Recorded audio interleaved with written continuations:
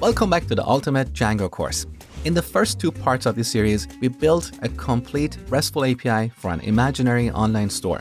In this part, we're going to continue our journey and talk about advanced concepts such as uploading files, sending emails, running background tasks, automated testing, performance testing, caching, and much more. So by the end of this course, you're going to be able to build production-grade Django applications with confidence. To take this course, you should have watched the first two parts because I've covered so many concepts and shortcuts that I'm not going to repeat in this part. Otherwise, you will feel this course is too advanced for you. I've been working really hard on this series and I'm so excited to be your instructor once again. Now, let's jump in and get started.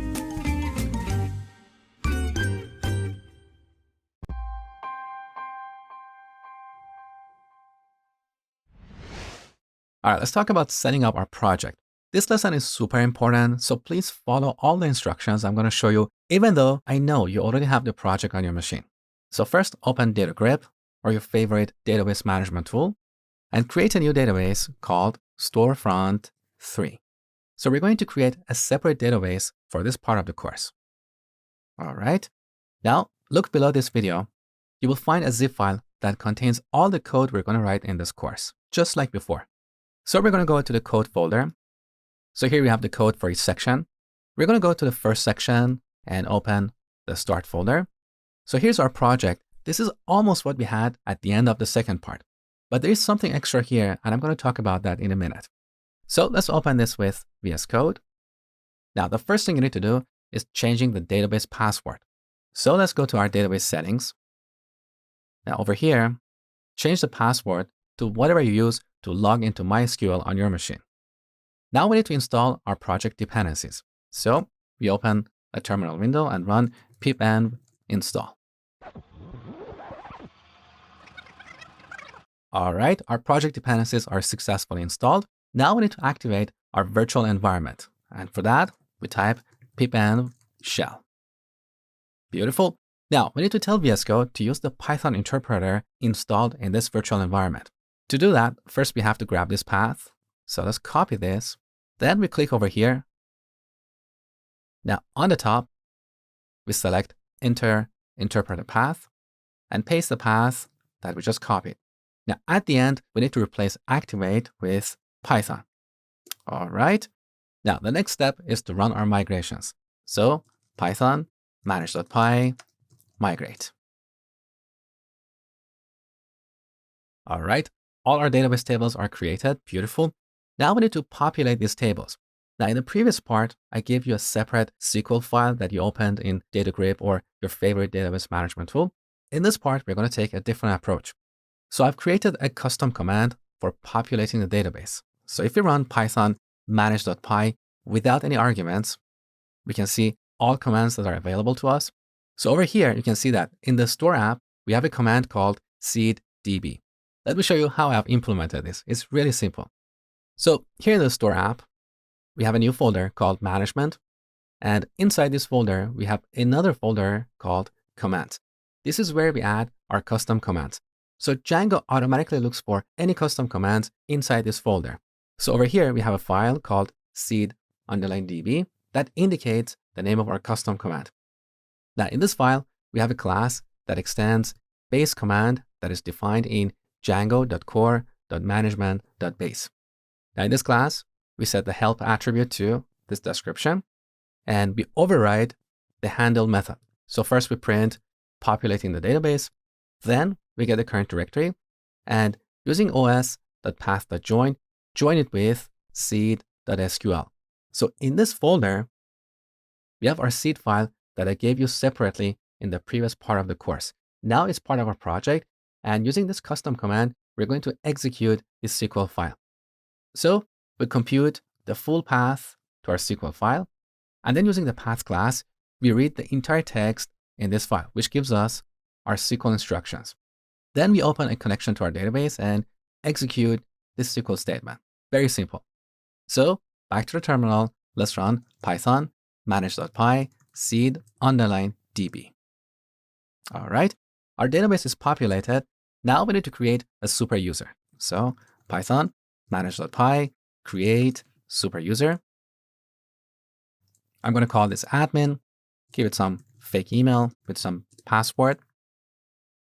All right, we have an admin user. The final step is to run our web server.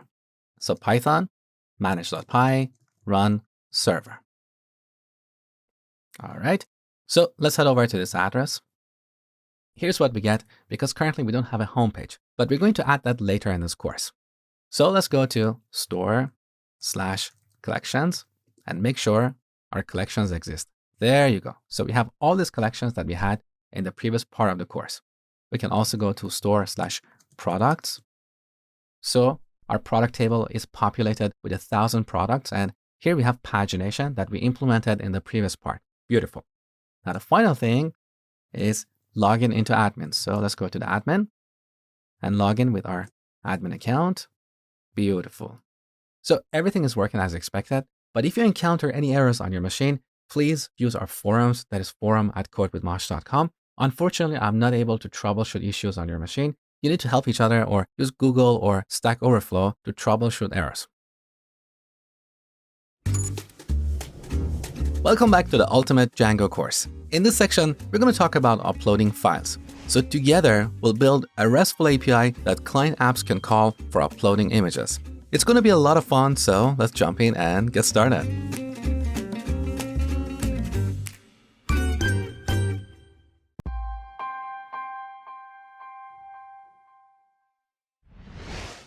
The first thing we need to do to implement the upload feature is deciding where these user uploaded files should be stored and how we're going to serve them. So let's create a new folder here in the root called media. We could also call it uploads. It doesn't really matter. But in Django, media refers to user uploaded files. It's a term you see often in Django documentation or blog posts. So let's imagine all user uploaded files are going to end up in this folder.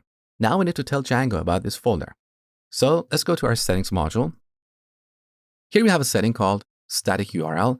Static in Django world refers to static files of our application like CSS, JavaScript, images, and so on. These are the files that are bundled with our application. Media refers to user uploaded files. So right here, because these concepts are closely related, we should define a setting called media URL. And this is the endpoint at which we want to expose our media or user uploaded files. So we set it to /media/. Make sure to end it with a /. Now we should also tell Django where these media files are stored in the file system. And for that, we're going to set media root to the full path to the media directory. So first we need to go on the top and import the OS module. Then back to where we were. Here we're going to call os.path.join. In this module, we have a setting or a variable called base dir that represents the current directory. We're going to get that and append media to it. Okay. Now to test this, I'm going to add an image to our media directory. Let's imagine this image is uploaded by a user. So let's see if we can successfully serve it. So I'm going to grab this image. It's a dog image. You can put anything. It doesn't really matter. Now we need to go to our URLs module and define a route for serving these media files. So we go to the URLs module of the storefront folder. And on the top, from Django.conf, we import the settings object. Also from Django.conf.urls.static, we import the static function. Now over here, we're going to concatenate this list with the result of the static function. So we call this function and give it two arguments, our media URL and media root. So the first argument is settings.media_URL. And the second argument is a keyword argument called document_root. We set that to settings.media_root. Now, you don't really need to memorize any of these things. You can always get back to this lesson or find this stuff on Django documentation, okay? So with this new line, we're telling Django that we want to expose an endpoint that is defined over here, that is /media, and any requests that go to this endpoint should be routed to the file system at this address, okay? Now, this strategy is good for development. For production, we're going to take a different strategy, which we'll talk about later in the future. So a better way to write this code is like this. Instead of modifying this list right here, we're going to write a condition. If settings.debug is true, Then we're going to take URL patterns and add something to it. This is better. So in development, debug is turned on, but in production is turned off, okay? Now let's test our implementation. So let's go to the browser and head over to media/dog.jpg. There you go. So we can successfully serve media files. Starting from the next lesson, we'll implement the upload feature.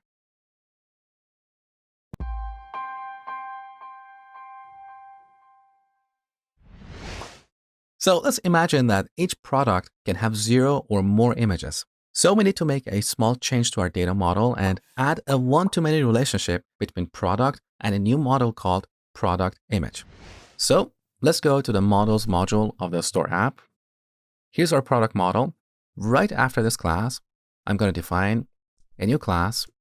Technically, we could define it anywhere in this file after the product class, but because this class is highly related to the product class, I would prefer to define it right after it. So class product image, which should extend models.model. Now in this class, we need two attributes. The first one is our product, which is a foreign key to the product model. Now here I'm going to set onDelete to models.cascade. So if we delete a product, all its images are also deleted. Now I also want to set related name to images. And as you know, this makes our queries a little bit cleaner and easier to read. Now, the second field we need is the actual image. So image is models image field. So here we have image field. We also have file field. The difference between these two types is that image field validates the uploaded image and ensures it's a valid image. It also has properties that only apply to images like width and height. So if you want to allow the user to upload images, you should use image fields. But for any other types of files like documents, PDFs, and so on, you should use file field. Now here we need to set upload to a path like store/images. Now there are a couple of things I need to clarify here. The first thing is that with this implementation, we are not going to store images in the database because that's going to make our database super big and our queries are going to be also slow. So for performance reasons, we're going to store images in our file system and their path in the database, okay? Now, this path that we have specified here is relative to our media root. So in the previous lesson, we set media root to the media folder over here. So when the user uploads an image for a product, that image is going to be stored here inside a folder called store/images, okay? Now, because we have used image field here, we need to add a library called pillow. So here in the terminal, we run pip-env install pillow.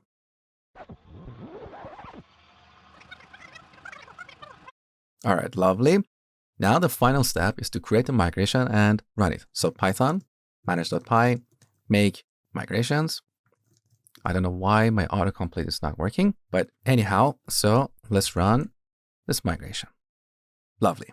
So our data model is ready. Next, we're going to build an API for uploading images.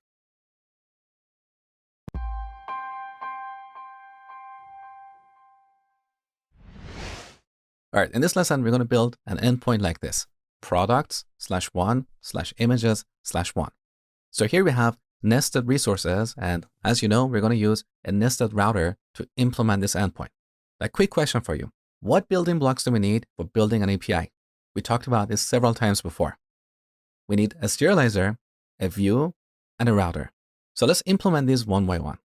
So first we go to the serializers module of the store app and create a new class called product image serializer, which extends serializers.model serializer. Here we define a meta class. We set the model to product image and fields to ID and image. So we don't want to return the product ID here because it's already available in the URL. So look, when we hit, let's say products/1/images, we don't want to return the product ID in the response because it's already available in the URL, okay? So that is why we're only returning these two fields. So this is our serializer. Next, we need to implement a view. So we go to the views module of the store app and define a new class called product image view set. This extends model view set. Now here we set serializer class to product image serializer and query set to product image dot objects dot all. Now there's a problem here. We don't want to return all images or all product images in the database. We only want to return the images for a particular product. So instead of setting this attribute, we're going to override the get query set method. And here we return product image dot objects dot filter. We set product ID to, now here we need to get the product ID from the URL. How do we do that? We have done this several times before. Self dot keyword argument of, now what is the name of this URL parameter? Well, you know that in nested routes, here we have two URL parameters. The first one is going to be called product underline PK, and the second one is going to be called PK. Okay, so back over here, we're going to grab product underline PK. Okay, so here's our view set. Now let's define a route. So we go to the URLs module of the store app. Now here we have a router for our products endpoint. Earlier, we registered the reviews endpoint over here. So let's register a new endpoint. We say products router dot register images. We bind this to views dot product image view set. And because we have overridden the get query set method, here we have to set the base name. So we set it to product dash images. Nothing new so far. So let's test our implementation. So let's go to store slash products slash one slash images.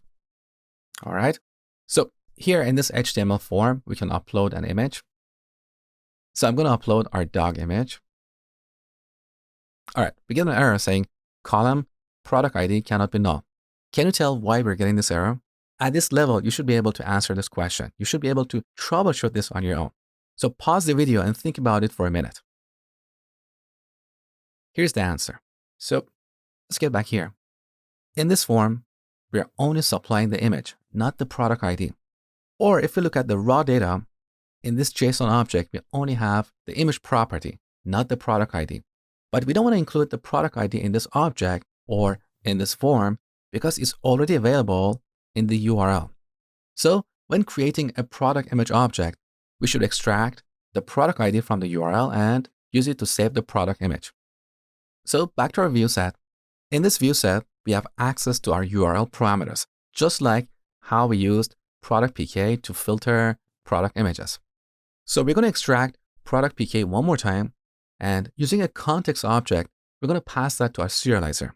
Then in the serializer, we're going to grab that from the context and use it to create a product image object. Pretty simple. So here we define get serializer context, and we return a dictionary with one key value pair, product ID, and we set it to self, that keyword argument of product underline PK. Good. Now let's go to our serializer.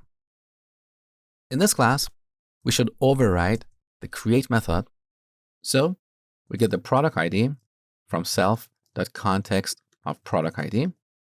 And then instead of relying on the default implementation, we're going to explicitly create the product image object. So we say product image.objects.create. First we set product ID to this product ID. And then we pass all the validated data stuff. As simple as that. So let's test our implementation. Back to the browser. I'm going to select our dog image one more time. Post. Beautiful. Now we have this image stored at this address, and the ID of this image is 1. Now look at the media folder. Here we have store/images, and in this folder we have 2 images. We have 2 because I uploaded 1 image before recording this video. So the same image uploaded twice, and look, the second time I uploaded this image, Django automatically appended these characters to the file name, so we don't end up overwriting an existing file.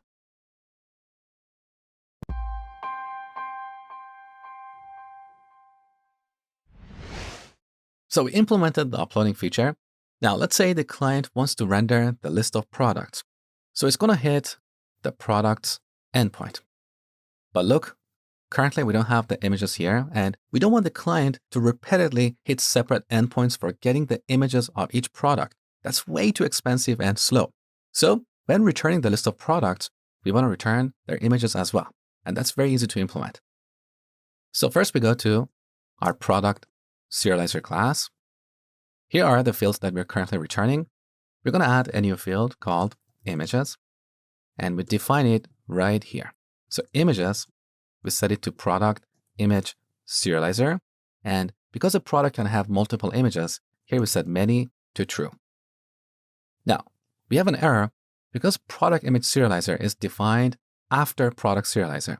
So we have to go to this class, product image serializer, grab this code and put it right before product serializer. So cut, and then we go to product serializer and paste it right here, like this. Okay, so we set many to true. We should also set read only to true, because when creating a product, we don't want to pass multiple images. We only want to pass properties related to a product object. Now back to the browser. Let's refresh. So each product now has images property. Now the first product we get here is product number 648. So let's go to this product. Just to test this, let's add an image real quick. Good. So let's go to the products endpoint one more time. Now look, this product has one image with this ID, and here's the address of this image. So if you click it, we can see our dog. Beautiful. Now there's one issue here. Let's open Django debug toolbar and look at the SQL tab. So we have 14 queries, and many of these queries, as you can see, are duplicate, because for each product, Django is now going to the database to fetch its images. So we need to eager load our products with their images, and that's super easy. We go to our product view set. This is where we are fetching our products. So here we're going to call prefetch related images. Okay, now let's test it one more time. Refresh. This time we only have 6 queries. Next, we're going to talk about validation.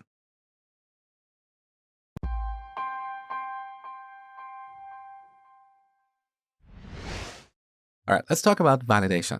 So here in the product image class, look at the image field. Earlier, I told you that this image field validates the uploaded file and raises an error if it's not a valid image. So if you try to upload a document or a PDF, we're going to get an error.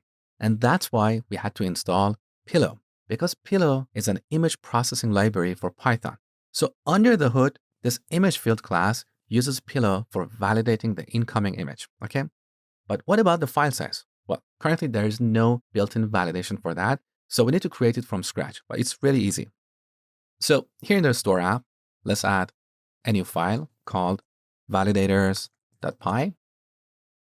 Here we're going to define a validator function like this. We can call it validate file size, give it a file. Now here we define a variable called max size in kilobytes. I'm going to set it to 50 because the dog image that I have is 80 kilobytes. So with this, we can see the error when uploading the dog image. Now here we can say if file.size is greater than max size in kilobytes times 1024, then we need to raise a validation error. So we go on the top, and from Django.core.exceptions, we import the validation error class. And over here, we raise a validation error object. And here we can pass a format string like this. We can say files cannot be larger than, here we pass an argument, which is going to be max size in kilobytes, followed by KB. Okay, so we have the validator function. Now we're going to go back to our model, and over here, we're going to set a keyword argument called validators. We can set it to a list of one or more validators. So here I'm going to use validate file size. Okay, let's test this. So we're going to go to product/1/images and upload our dog image one more time. There you go. Here's our validation error saying files cannot be larger than 50 kilobytes. Beautiful. So this is all about validating the file size. Now in Django, we can also validate the file extension, and that is useful or actually essential if you're using a file field. So if you're using a file field, perhaps you want to restrict the client to uploading, let's say, PDFs or document files. With images, we don't have to do that because the image field does that under the hood. So for this demo, let's change this to file field just for a second and use the built-in validator for file extensions. So on the top, look, we're importing min value validator from this module. So in this module, we have another class called file extension validator. Now, back to our model. I'm going to temporarily remove this validator so we can upload our doc image and we don't get an error about the file size. So here we create a file extension validator object and set allowed extensions to a list of extensions that we support. Let's say PDF, just the word PDF. So we don't need a period, okay? So let's test this. I'm going to repost this form. Now look, we get a different error saying file extension JPG is not allowed. Allowed extensions are PDF, okay? So this is how validation works. Now let's remove this and bring back our validator function. So validate file size. And we should change this to image field, okay? So we're done with this step. Next, we're going to set up our client application for uploading images.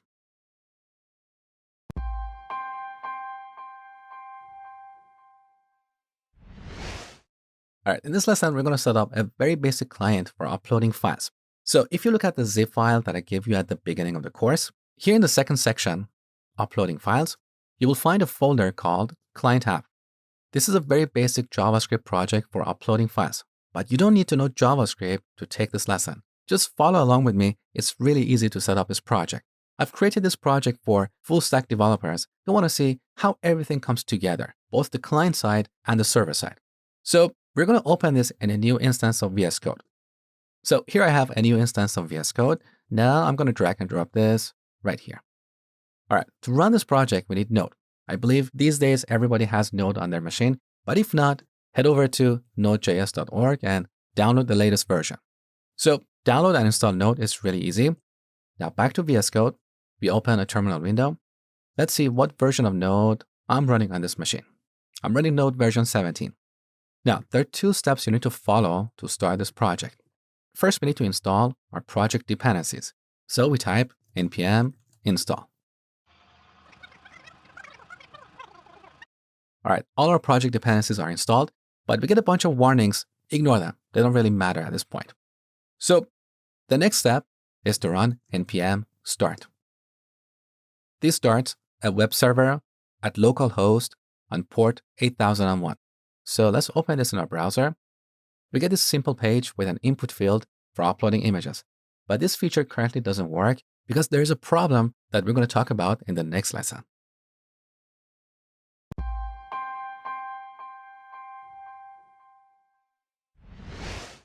All right, let's see what happens if we try to upload an image using our client app. So I'm going to select our dog image and upload it. We get an error saying could not reach the server. Why is this happening? Well, this is a common security measure that is implemented in all browsers. It's called CORS, which is short for cross-origin resource sharing. I know, it's a mouthful. But in practical terms, this policy prevents an app hosted on one domain from sending a request to an app hosted on another domain. So in this case, we have this client app hosted on port 8001 trying to send a request to our app hosted on port 8000. So even though both these apps are hosted on the same machine, Chrome sees them hosted on different domains. And that's where the CORS policy kicks in and prevents this request from reaching the server. So to solve this problem, we need to go to our backend and do a bit of configuration so requests coming from this address are not blocked. And for that, we're going to use a library called Django CORS headers. So if you Google this term, you'll find this GitHub page. On this page, you can find the installation instructions. It's very easy. First, we install Django CORS headers. Then we add it in the list of installed apps. Next, we register a middleware. And as you can see here, this middleware should be placed as high as possible. And finally, using one of these settings, we specify what origins or what domains can send requests to our backend. So we can use this setting to specify a list of IP addresses or domain names. We can use this other setting to use a regular expression, or we can use the setting to allow all origins, which is not a good idea. So let's go ahead and install this library. Back to VS Code, pip-env install Django-cores-headers.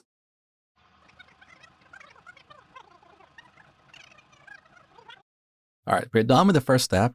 Now, we need to go to the list of installed apps and register an app called cores-headers. We can put it anywhere, it doesn't really matter, but I prefer to put all these Django apps, these are the built-in apps, I prefer to put them first, then third-party apps, and finally, our own apps, okay? Next, we need to register a middleware. And for that, it's best to get back to the documentation and copy this long string so we don't have any typos. So here in the list of our middleware, I'm going to add this first. Okay, so we're done with this step. Finally, we need to specify what origins can send requests to our backend. So we have a setting for that called cores allowed origins. So let's copy this. Now, somewhere in this settings module, it doesn't really matter where, but I prefer to put it right after internal IPs because what we said here is kind of similar. So we set this to a list of strings specifying domain names or IP addresses. So HTTP, localhost, port 8001, and I prefer to use the numeric representation using an IP address. 127.0.0.1 represents localhost. So we're done here. Now let's try uploading our file. So back to our client app, upload. All right, we get our validation error because this file is larger than 50 kilobytes. So let's go to our validate file size function and increase the limit to 500 kilobytes and upload this one more time. So we successfully uploaded the image, and if you notice, we had a beautiful progress bar appearing for a second. Now, if you want to see it more clearly, you can upload a larger file and also apply throttling. Let me show you what I mean. So right-click somewhere and go to Inspect. This is Chrome Developer Tools. You're probably familiar with it. Let's go to the Network tab. Over here, we can apply throttling to simulate a slow connection. So I'm going to select slow 3G and upload this file one more time. There you go. Beautiful. Now, one more thing I want to show you here is the list of requests sent to the backend. So I'm going to undock this into a separate window so you can see clearly. So look, the moment I pressed the upload button, we had 2 requests sent to the server. The first one is an options request. The second one is a post request for uploading the file. Let's inspect the options request. Here on the headers tab, let's look at the response headers. So here we have a header called access control allow origin, and this is set to localhost port 8001. This is coming from the library that we just installed. So we put this header in the response and return it to the client. The client will read this header and find out that it's allowed to send a request to our backend. That is why we have another request, which is a post request for uploading the file. So this is how cores works. Now, before we move on, let's make sure to remove throttling because everything we do in Chrome going forward will be slow. So let's remove throttling. Good. All right, we're done. Let's move on to the next lesson.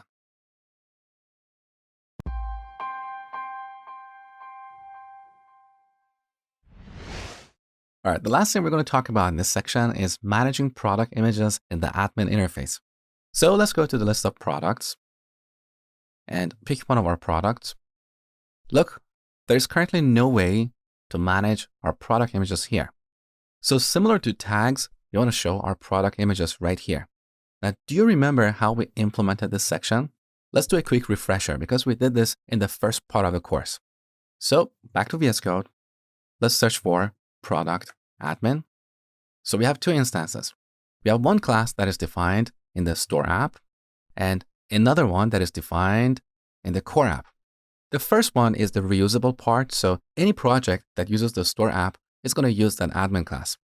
The other one that is defined in the core app is the part that is very specific to this project. It basically combines features from different apps. So let's take a quick look here. Look, in this class, we have set inlines to a list. And in this list, we have tag inline, which is defined right here. So to show the product images, first we need to define an inline class. We can call that product image inline. And then we need to register it here. But I have a question for you. Where do you think is the right place to define this inline class? We don't want to define it here because this is the core app. This is very specific to this project. We should define it in the store app because the product image class is defined in the store app. So any project that uses this app should also have the capability to manage product images in the admin interface. So let's go to the product admin class. Right before the product admin class, we're going to define an inline class. So class product image inline. This should extend admin tabular inline. Now over here, we set model to product image. Okay. Now we need to register this in the admin class. So right here, we define a new attribute called inlines and set it to a list. And here we add product image inline. Now there's a problem here. Let's go back to our custom product admin. Look, this class extends our product admin, and here we're overwriting the inlines attribute. So whatever we set there is going to be lost here. So in the core app, we should also add product image inline in this list. Now let's see what happens. So back to the admin, refresh. Okay, in this section, we have the list of product images, but currently we only see the path. Wouldn't that be nicer if we could see a thumbnail of each image? Let's see how we can implement this. Back to our product image inline class. Here we need to set an attribute called read-only fields to a list. And in this list, we add thumbnail. Now, thumbnail is not one of the fields of the product image class. So we need to define it as a method here. So def thumbnail, we give it two parameters. The first one is self, because this is a method of this class. The second parameter is an instance of the product image class. So we're going to take that product image and convert it to an HTML image, okay? Now, a product can have 0 or more images, so we need to count for that here. So we can say if instance.image.name is not empty. Remember, this instance has two fields, product and image. So we are referencing that image field here, okay? So if we do have an image, we're going to return an HTML image tag like this. Now, if you don't know much HTML, don't worry, just follow along. Make sure to type everything as I show you.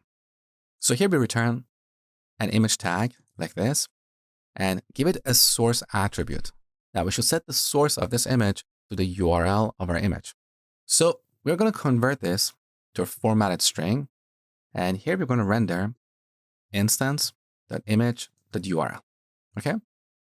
Now, otherwise, if we don't have an image, we're just going to return an empty string. Let's see what happens. So refresh. All right. We don't see the actual image. We see the image tag rendered as a string. So to solve that, we need to import a function from Django. So on the top, look, we already have that function here. From Django.utils.html, we are importing the format HTML function. So back to where we were, we're going to pass this as an argument to the format HTML function. So format HTML like this. Okay, take a look. All right, now we have the image, but this image is way too big. We want to show a thumbnail. So this is where we use CSS. So using CSS, we apply a bunch of attributes to this image. So back to our HTML tag, here we are setting the source attribute. We should also set the class attribute to a class called thumbnail. So this is a CSS class that we're going to define in a minute. So save the changes. Now, back to our project. Here in the store app, we're going to create a new folder called static. This is a special folder for Django. So when our project starts, Django web server goes through every installed app and it will collect all the static files from this folder. So in this folder, we're going to add a file called styles.css. So this is a static asset. It's part of our project. Other static assets can be images and JavaScript files. We'll talk about them later in the course. So here we're going to define a CSS class like this, period thumbnail with braces. And inside braces, we add a bunch of key value pairs. So we set width to 100 pixels and height to 100 pixels. Make sure to type it exactly as I'm showing you here. Now, back to the admin, refresh. We don't see any changes because this admin page doesn't know that we need to import this CSS file on this page. So we need to go to our product admin class, the original one that we have defined in the store app. So in this class, we're going to define a media class, which is an inner class. So after the last method, we're going to define an inner class called media. Just like we have a meta class, here we have a media class. Now with this media class, we can specify the static assets that should be loaded on the product admin page. So we can load CSS or JavaScript files. So here we set CSS to a dictionary. In this dictionary, we add one key value pair. The key is going to be all, and I'll explain what that means in a second. The value is going to be a list of CSS files. So here we add styles.css. Now what is all? Well, in CSS, we have the concept of media type. So we have screen, and with this, we can apply styles that only apply to screens. We also have print. With this, we can define styles that will only be applied when printing a page. But when we use all, these styles will be applied everywhere, okay? So this is how we can load our style sheet or our CSS file on the product admin page. Now let's take a look. Refresh. There you go, good. But if you pay close attention, you can see that our dog image is a little bit squashed. It's out of proportion because it's a vertical rectangular shape and we have converted it to a square that is 100 pixels wide.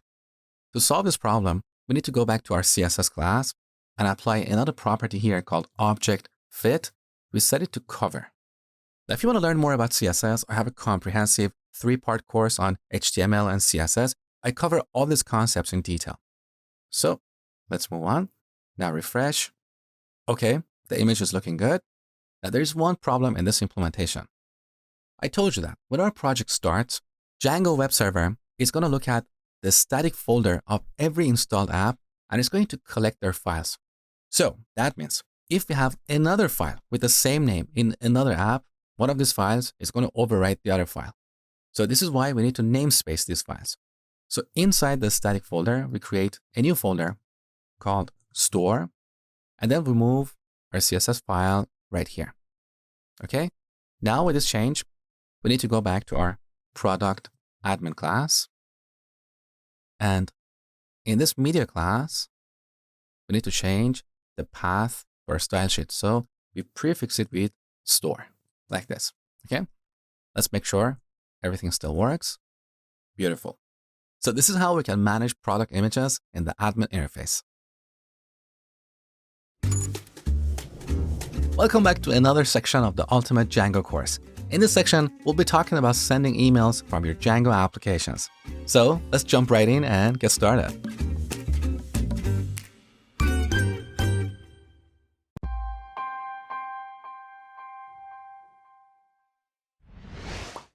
All right, to send emails, we need an SMTP server. Now, in case you don't know, SMTP is short for Simple Mail Transfer Protocol. So an SMTP server is software that knows how to send and receive emails. Now, in the real world, we have to use a real SMTP server, and quite often that costs us money. We'll talk about that later when we get to production.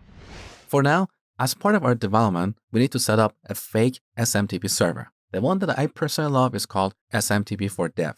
So if you Google this, you'll find this GitHub page. Now let's look at the installation instructions right here. So there are a few ways to install SMTP for Dev. If you have .NET Core version 3.1 or greater, you can install it using this command and then start it like this. If you don't have .NET, you can run it using Docker, and this is my preferred approach. If you don't know what Docker is a platform for shipping and running software. It's one of those things that I believe everybody should know these days, and quite often when you go for job interviews, it's one of those skills that they want you to know. Now, if you want to learn Docker, I have a comprehensive 6-hour course where I teach you everything about Docker so you understand what it is and how it really works. So using Docker, we can run SMTP for Dev using a single command. So if you don't have Docker on your machine, head over to docker.com docker/docker-desktop and download the latest version for your operating system. Now, back to this page, I'm going to copy this command. Back to VS Code, I've opened a new terminal window. Let's run this. So we don't have this image SMTP4 on my machine. And now Docker is going to download this image from Docker Hub, which is a repository for Docker images. So just like we have GitHub for source code, we have Docker Hub for Docker images. So now we have an SMTP server on this machine, which we're going to use in the next lesson for sending emails. But the beautiful thing about this fake SMTP server is that it also gives us an administrative panel. So if we go to localhost port 3000, we can see this administrative panel. This is like your Outlook or mail client. So as we send emails in our application, those emails will appear here. So this is a great way to test sending emails. So go ahead and set this up, and I will see you in the next lesson.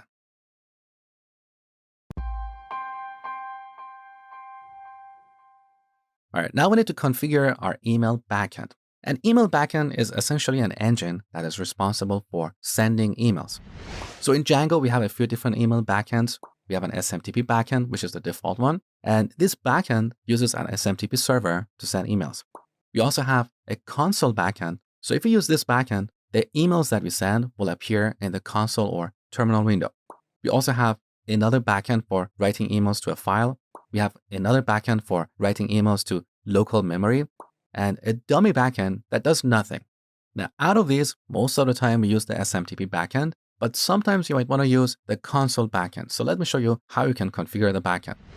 So here in the settings module, we set email_backend to django.core.mail.backend. And of course, you don't have to memorize any of these things. You can always find this in the documentation. So backends dot. Now here we have a module for SMTP backend. And in this module, we have a class called email backend. If you want to use the console backend, you just change the name of the module. We have another module for writing emails to a file. So in this case, we are going to use SMTP backend, which is the default one. So technically, we don't even have to set this setting, but I'm going to put it here just for reference. Now, when using an SMTP server, we should also set a few other settings. So we should set email_host to the address of our SMTP server, in this case, localhost, because this is where we are running our SMTP server. We should also set our host user. Now, this fake SMTP server doesn't have a user and password, so we're going to leave that empty. The next one is host password. Again, I'm typing this for clarity. In this case, we don't have to set these settings. Now, in production, we don't want to store the password here in the setting file because that password is going to get checked into Git and everyone can find that. So we're going to use environment variables to load the password. Again, we'll talk about that in the future when we get to production. Now, we should also set the port. By default, SMTP servers run on port 25, but because this is a fake SMTP server, it runs on port 2525. Now, optionally, we can also set default from email to, let's say, from@moshby.com. So this is how we can configure our email backend. Next, I'm going to show you how to send emails in Django.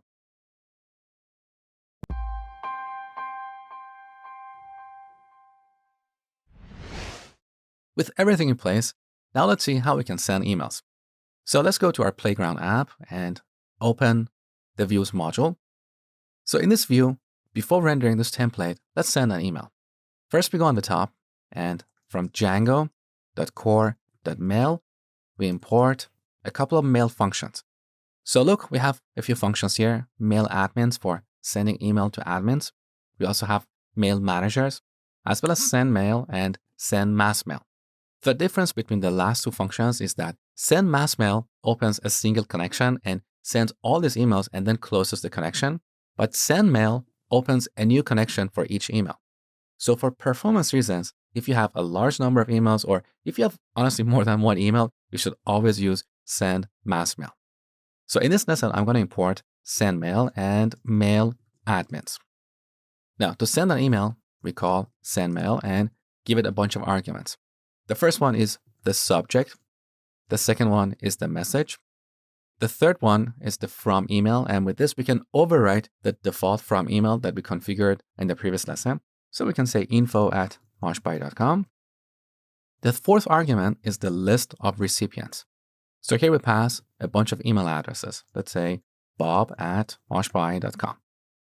Now, this function will throw an exception if an attacker tries to modify email headers and control the to and from fields. So you have probably come across those fake emails that pretend to be from Google or YouTube or your bank.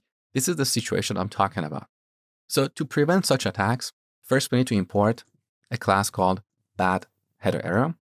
And then we should always wrap this call inside a try catch block. So we say try, and then accept bad header error. Now in this case, we should return an error to the client and say bad header error or whatever. In this lesson, I'm just going to pass. Otherwise, we should return a message and say the email was successfully sent. So this is how we can send emails. Now let's test this. So here's our playground/hello endpoint. I'm going to refresh. Okay. Now let's look at our SMTP for dev admin panel, which is on localhost port 3000.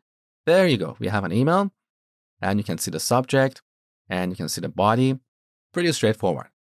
Now let's talk about sending email to site admins. So this time, instead of this function, I'm going to call mail admins. Now the signature of this function is a little bit different. First, we specify the subject, then the message. We can also supply an HTML message, and this is also available in the send mail function as well. So what we put here can be HTML content, but what we put in the second argument is just plain text content, okay? In this case, I'm going to use the same message. Now, for this to work, we need to configure our site admins. So this function is not going to go in your database. It's not going to look at the user table and find the site admins. So we need to go to our settings module, and here we define our site admins using a key called admins. We set this to a list of tuples. So here's the first one. Each tuple should have two values, a name and an email. So we can say mosh, and the email is, let's say, admin@moshby.com. So let's test this as well. Back over here, refresh, and here's the second email sent to admin@moshby.com. Now, if you pay close attention, the second email is a little bit different from the first email. Look at the message, compare it with the first email. So this is plain text content, but in the second email, we have HTML content. So if we go to the parts tab, look here, we have multiple parts. We have plain text content as well as HTML content. So mail clients that support HTML will show HTML content, and other clients that don't support HTML will display text content. Now, honestly, I don't know if this is still applicable these days. I think all mail clients support HTML content, but who knows? Maybe there is a device with limited display capabilities. In that case, you want to send both text and HTML emails.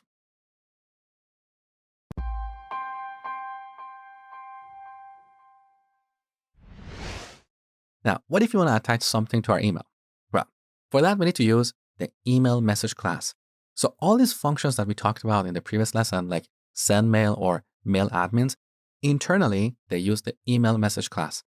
So in this lesson, instead of relying on these functions, I'm going to import the email message class and create an email message object. So once again, here we can set the subject. We can also set the message, the from email, the list of recipients, exactly like before. So let's say john@moshby.com. So we create an email message object. Now this message has a method called attach file. So we call this method and give it a path relative to our project directory. So let me show you what I mean. So here's our project. You start from here and then type the path to a file. So in the Playground app, let's create a new folder called static. And here I'm going to create another folder called images. And then I'm going to drag and drop my dog image over here. So there you go. All right. Now here we type playground/static/images/dog.jpg. Okay. Now finally, to send this, we type message.send. So the send mail function is basically a shortcut to all this, okay? Now let's test this. So back in the browser, refresh. All right, now here we have a new email with this subject. And look, we have an attachment. And in this email, we have our dog image. Let's verify that it works. There you go. Beautiful. So if you want to have more control over your emails, like if you want to attach something or if you want to use BCC or CC features, then you have to use the email message class.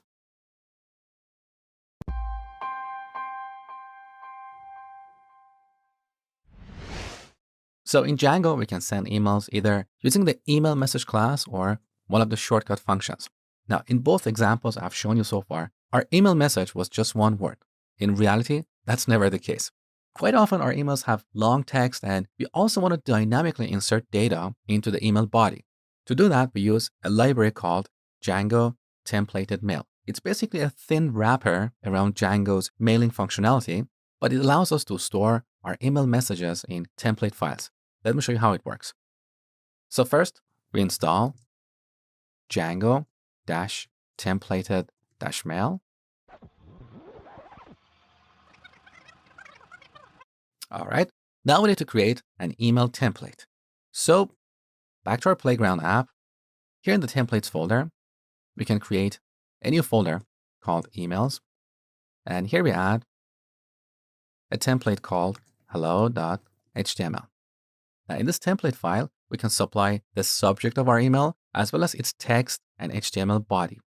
So first we define a block using this syntax, and we call that block subject. Now, whenever we open a block, we should also close it. So we close it like this, okay? Now, in between these tags, we can type the subject of our email. So this is a long subject. Obviously, we don't want to hard code these long strings in our code. That just makes our code really hard to maintain. So this is the benefit of these template files. Now, similarly, we have other blocks for creating the text and HTML body. So we can create this block, text body, and of course, we should end it like this. And we can also supply another block for HTML content. So HTML body, and end it like this. Okay. Now this is optional. You can totally leave out the text body. So let's work on HTML body. Here we can type anything we want. We can add an HTML H1 element and say hello and say my name is. Now to dynamically insert content, we use the same syntax that we have in Django templates. So we're going to pass a variable called name, and we'll set the value in our code. Now let me show you something. If I save the changes, VS Code completely messes up our template. So let me show you a workaround. I'm going to undo the changes. Now let's go to the File menu and enable Auto Save. So with this, as we make changes, VS Code automatically saves them, but it doesn't mess up the formatting of our template. However, if I explicitly save this file, again, everything gets screwed up, okay? So that's a little tip. Now, let's go back to our view. Now, instead of this email message, we're going to use another class defined in this library that we just installed. So from templated email.mail, we import base email message. Now, this class extends the email message class in Django. So it has all these features you have learned. For example, it has a method for attaching files, sending emails, and so on. But the constructor is a little bit different. So it doesn't have these arguments. So let's see how we can use it. So I'm going to create a message, base email message. And here we set a couple of keyword arguments. The first one is template name, which we set to hello.html. And the second one is context. This is a context object that we use to pass data to our template. So we can set this to a dictionary with one key value pair. The key is name. That's the variable that we expect in our template, right? And we can set the value here. So now we have a message, and then we can send it. Now, once again, as a best practice, we should always namespace our templates. Now, I just realized that I made a mistake. So this template file is actually part of the emails folder. So we need to type the relative path. So emails/hello.html. Okay. Now let's test this. So back over here, refresh. All right, we got an error saying send missing one required positional argument, and that is 2. So the send method here is a little bit different. Here we should pass a list of recipients. So let's say john@moshpie.com. Okay, refresh, no errors. Now take a look. So this is our long subject. And in the email body, we have HTML content. So we have a heading, and here's my name dynamically rendered in the email template. Welcome back to another section of the Ultimate Django course. In this section, we'll be talking about running background tasks in Django applications. So let's jump in and get started.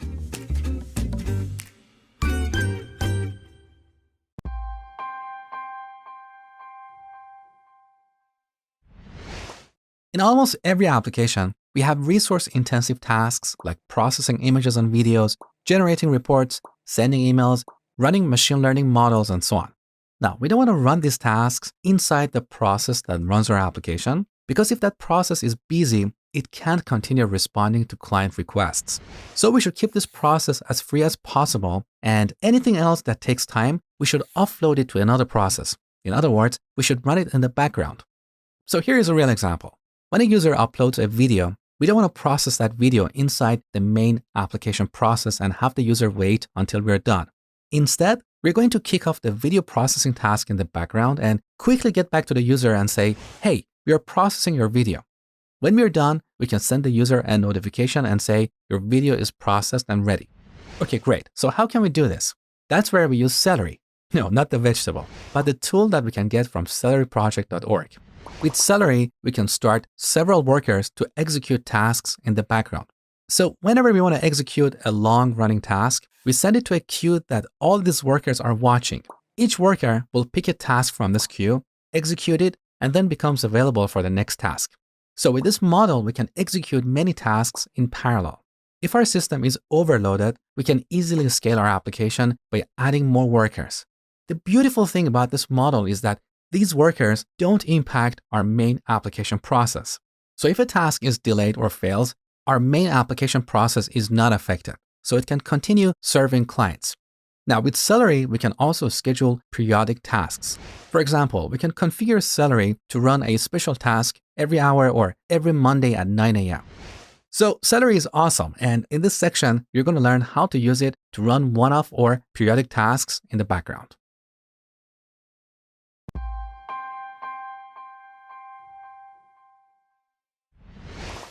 So you learned that our application communicates with Celery workers through a queue.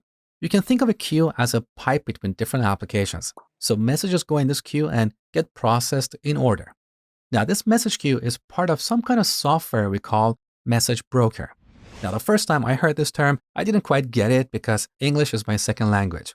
So for my international students, let me make this super simple for you. In English, broker means middleman. So let's say you want to buy insurance. There's so many insurance companies out there. So instead of you talking to each of them and getting a quote, you talk to an insurance broker who knows about these companies and their offerings. Based on what you're looking for, the broker will connect you with one of these companies, okay? Now in the software world, we have message brokers that play a very similar role. They're responsible for passing messages between applications in a reliable way. So if application A wants to send a message to application B, it uses a message broker. Now, if the target application, in this case, application B, is unavailable, the broker will keep the message and retry later. So it will guarantee the delivery of messages from A to B. Now, what if the message broker itself becomes unavailable? Well, for that, we can set up a cluster of message brokers. So if one broker goes offline, we have other brokers that can route messages from A to B. So in a nutshell, we use message brokers to reliably deliver messages between applications. And that's why we need a message broker here so our Django application can reliably pass messages to Celery workers. Now, there's so many different message brokers out there, but the two most popular ones for Django applications are Redis and RabbitMQ. Now, technically, Redis is not a real message broker. It's an in-memory data store, so we can use it as a database, as a cache, but also as a message broker. RabbitMQ, on the other hand, is a real enterprise-level message broker. So it has many capabilities that Redis doesn't provide. But of course, that comes with a cost. It's more complex. So in this course, we're going to use Redis because it's pretty easy to set up, and later in the course, we'll use it to implement caching, which is an optimization technique we'll talk about later. So we're going to use Redis both as a message broker and also as a cache. Now, for your applications, I also recommend you to start with Redis because it's really easy to get up and running. So don't over-engineer. Don't assume that you should use RabbitMQ right from the get-go because it's more powerful. Start with Redis, and if you have a valid reason that Redis is not meeting your requirements, you can always easily switch to RabbitMQ later on. So next, we're going to talk about installing Redis.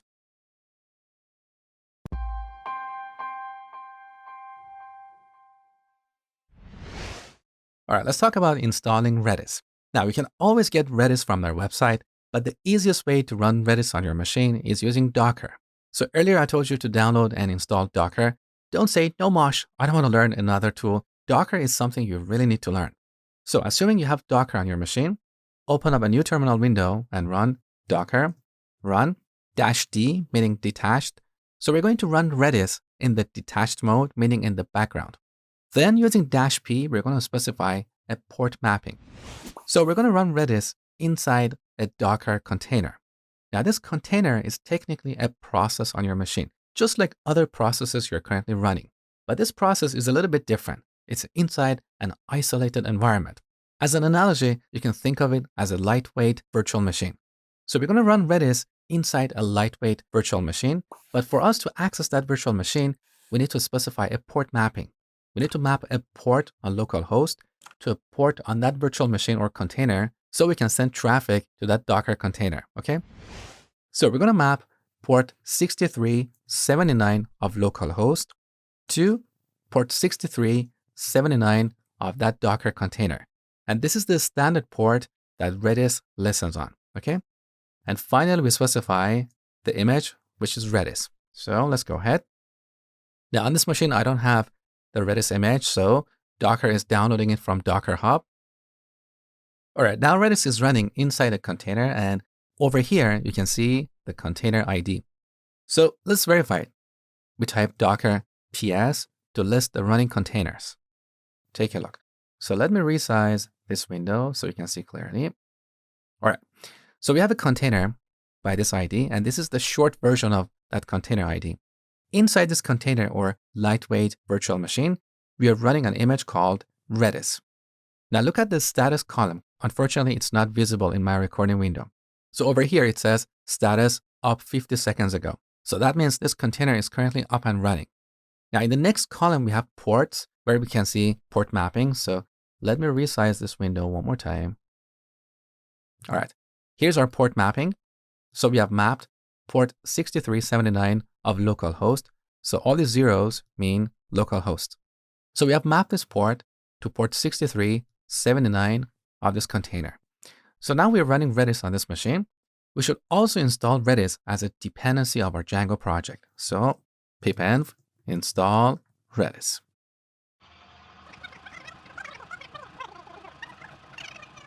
All right, we're done with this step.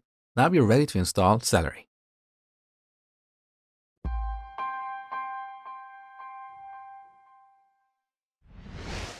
So unfortunately, Celery has dropped support for Windows since version 4. Sorry, my Windows friends, but that's the reality. So if you're on Windows, you have to run your Django project inside a Linux environment. And for that, you need to use WSL or Windows Subsystem for Linux. So on Windows, you can easily run a Linux environment that's going to have its own file system. Don't be intimidated. If you have never run Linux, don't worry, it's super easy. So I've created a PDF for you that contains all the instructions to run your project inside a Linux environment. Just be aware that this is probably going to take about half an hour to 1 hour or even longer. So before going forward, stop right here, follow these steps, and then move on to the next lesson.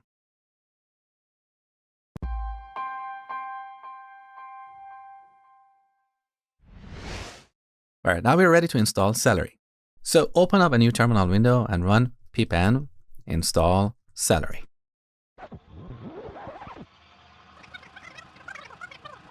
Good, so Celery is installed. Now we need to configure it. And for that, we're going to create a new module called Celery. So let's go to our project. Here in the storefront folder, let's add a new file called celery.py. Now, In this file, there are a few things we need to do. First, we need to import the OS module and set an environment variable called Django settings module. So we say os.environment.setDefault. As the first argument, we pass Django _settings _module. Make sure to spell this properly. And as a second argument, we specify the path to our settings module. So that is storefront.settings. So we're setting this environment variable to storefront.settings. And this references our settings module inside the storefront folder. Okay. Now, on the top, we should also import the Celery class. So from Celery module, we import the Celery class. Next, we create a Celery instance. So Celery is Celery. We give it a name like storefront. Next, we need to specify where Celery can find configuration variables. So we call Celery.config from object. Now here we pass a string like this, Django.conf::settings.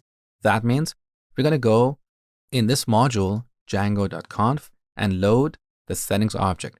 That is why we have a colon here, but a dot here. Okay. So that's our first argument. The second argument is a keyword argument called namespace. If we set this to Celery, that means all our configuration settings should start with Celery. So let's go to our settings module. And down the end, define a new setting. So Celery _broker _URL. Again, make sure to spell it properly. We're going to set this to our Redis server. So that is Redis : 2// localhost port 6379. That is the port that we specified when running Redis inside a Docker container. Finally, we add /1. That is the name of our database. So we can have 1, 2, 3, and so on. So by convention, we go with 1. Okay. So we have a setting, and now Celery knows how to find all these settings. Okay. Next, we call Celery.auto_discover_tasks. So in the next lesson, we're going to create a task, and that task is going to be in the tasks module. So by calling this method, we're instructing Celery to automatically discover all these tasks. Okay. So this is how we configure Celery. Now we need to load this module inside the init module of the current package, because otherwise Python is not going to execute this code. So in this folder, storefront, we have the init module. We're going to import our Celery module right here. So we can say from /Celery import Celery. Okay. So if we don't import this module, Python is not going to see this code. Okay. Now the last step, we need to start a Celery worker process. So we open a new terminal window and run Celery-A. Next, we specify our project, that is storefront. Next, we specify the type of process we want to start, in this case, worker. And finally, for debugging and testing, we set log level to info. Okay, take a look. So down the end, you can see Celery is ready. And over here, we have this warning saying using settings.debug leads to memory leaks. So this is because currently we are in our development environment and debug is turned on. In production, we're not going to have this warning. So don't worry about this. Now, if you scroll up, you can see some information about Celery. So this is the name of our Celery app, storefront : whatever. For transport, we have Redis. So Celery is connected to this Redis instance. Now, in front of concurrency, we have 8. That is the number of CPU cores on this machine I'm using. So we have 8 Celery workers that are ready to pick up tasks. Okay. So Celery is up and running. In the next lesson, I'm going to show you how to create and execute a task. But before we get there, I want to emphasize something. So far, we had to open 2 extra terminal windows, one for running Redis using Docker and the other for running a Celery worker process. So that means every time you want to start your project, you have to open 3 terminal windows, one to run the web server, another to run Redis, and one more to run Celery. This is where Docker comes to the rescue. So instead of manually opening these terminal windows and running these commands, we can use Docker to start our project using a single command. I'll talk about that at the end of this course. So for now, don't worry about it. I just wanted to give you another benefit of using Docker. So next, we're going to talk about creating and executing a task.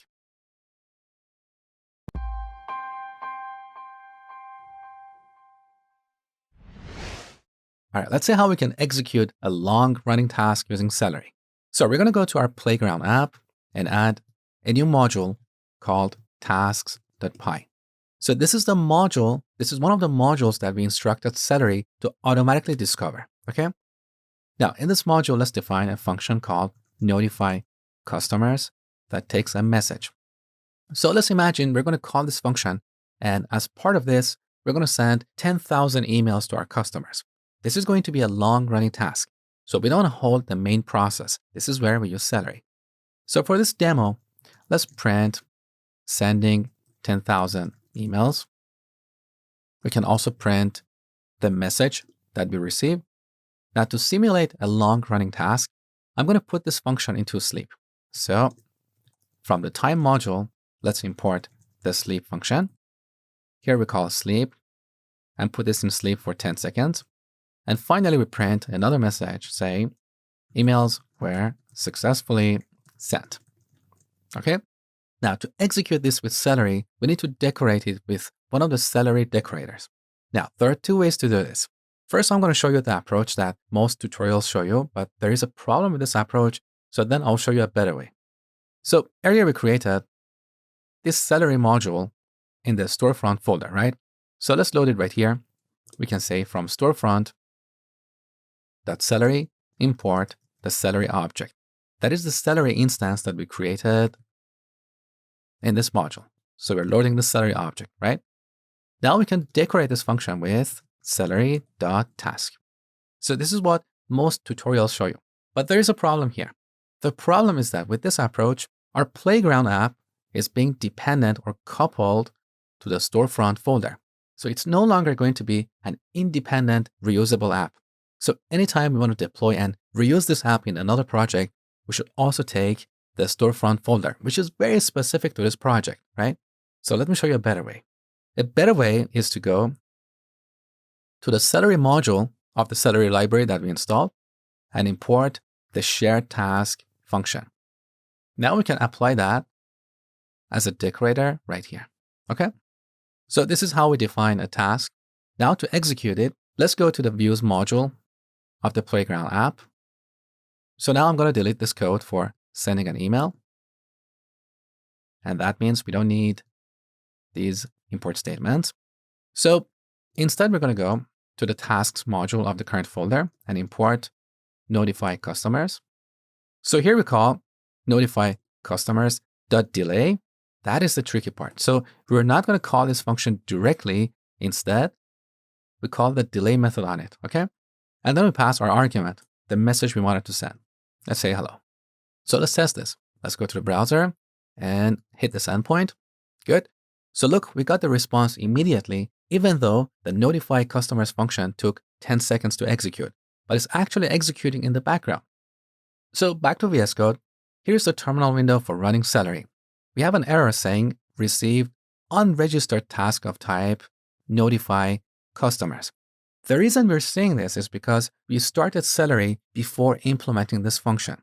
So when Celery started, this task was not part of our project. So even though we enabled auto-discovering of tasks, Celery was not aware of this task. That's why it's saying this task is unregistered. So to solve this problem, we need to stop this process by pressing Ctrl and C.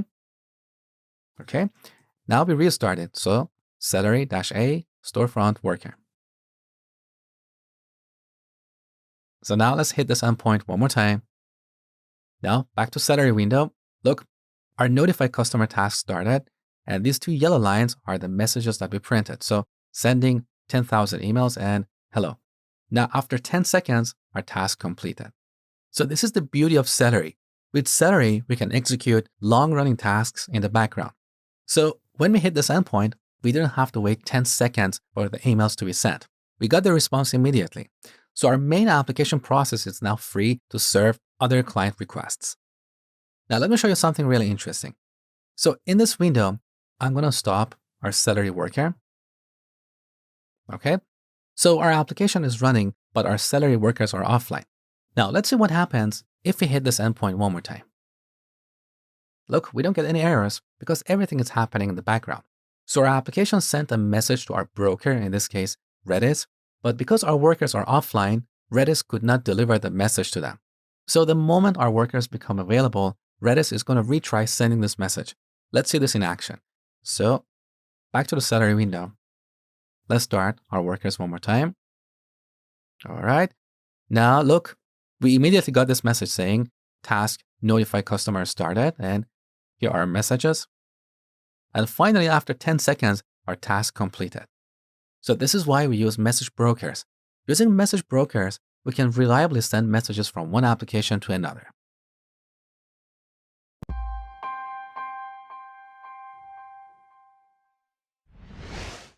Sometimes we need to schedule a task to run at a certain time or periodically, like every Monday at 10 a.m. This is useful for generating periodic reports, sending emails, running maintenance jobs, and so on.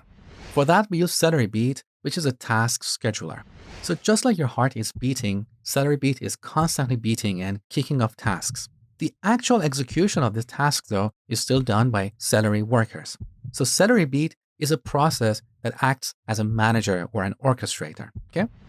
So let's see how we can schedule a periodic task. First, we go to our settings module and define a new setting called Celery_beat_schedule. Again, make sure to spell this properly, otherwise things are not going to work. So we set this to a dictionary, and here we define our tasks. So I'm going to define a task called notify customers. Now we could call this anything, but for consistency, it's better to use the same name as our task function. Now we set this to a dictionary. Here we should specify our task. So it's a task2, the full path to our task function. So we go in the Playground app, in the tasks module, and reference notify customers. Next, we need to specify the schedule. Now, there are a couple of ways to set this. We can set this to a number like 5, and that means every 5 seconds. So CeleryBeat is going to kick off this task every 5 seconds.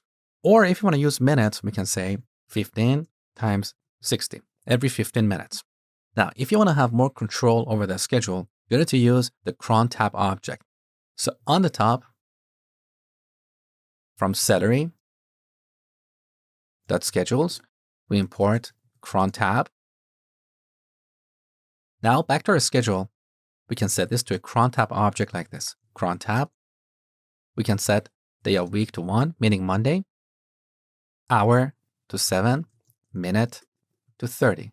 That means this task should be executed every Monday at 7:30.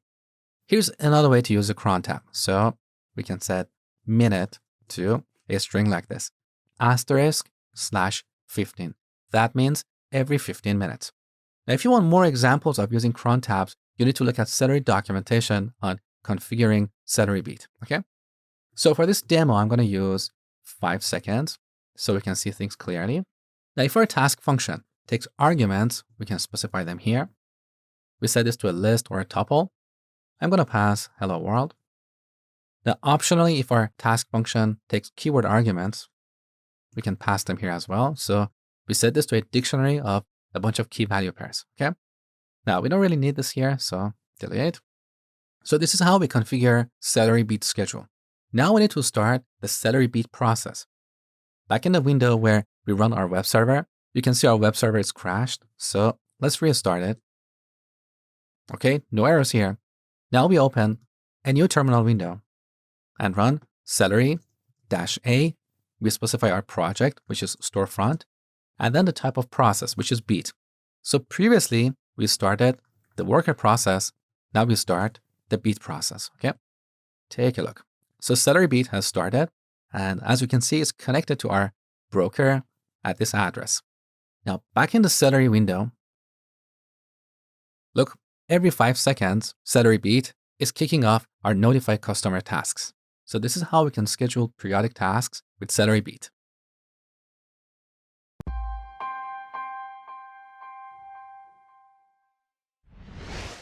All right, the last thing we're going to talk about in this section is monitoring Celery tasks. And for that, we're going to use a great tool called Flower. No, it's not Flower, but you can call it Flower if you prefer to. So here in the terminal, let's install Flower.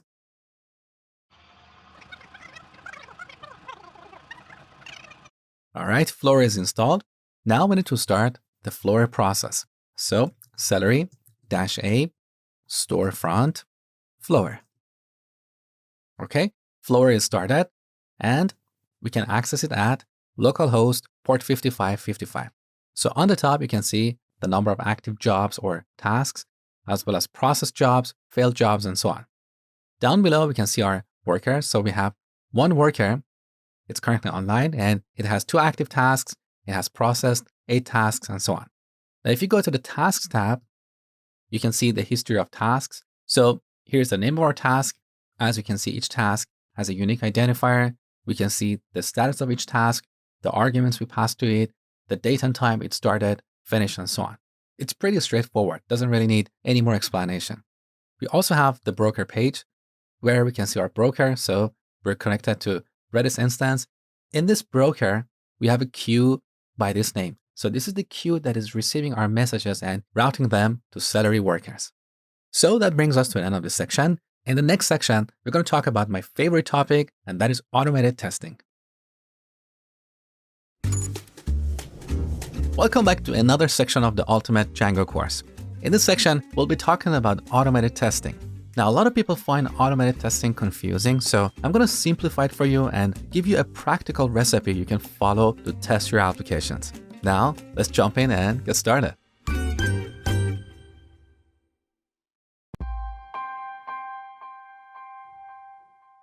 All right, let's start this section with a quick introduction to automated testing and its benefits.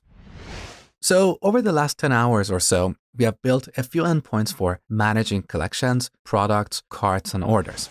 Now, each of these endpoints support various operations. We can create objects, we can update them, delete them, and so on. Now, some of these operations involve a bunch of rules. For example, you know that only admin users are allowed to modify products. So if an anonymous user or someone who's not an admin tries to modify a product, they should get an error, right? Now, here's the thing. We can manually test these endpoints in the browser, but as our application gets more complex, the time we need to manually test these functions increases exponentially. Plus, over time, we're going to forget about various rules hidden behind these endpoints, unless we document them in a script that a tester can use to test various scenarios. But again, testing all these scenarios over and over is going to get extremely time-consuming.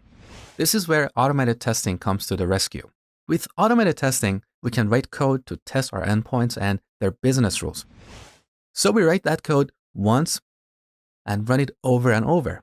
Every time we change our software or every time we want to deploy it, we run hundreds or thousands of tests within seconds and see if we have accidentally broken something or not. So automated testing allows us to write better code and release it with more confidence. Now, every so often you come across people like our superstar coder, that John Smith guy, who hates automated testing and thinks it's a waste of time.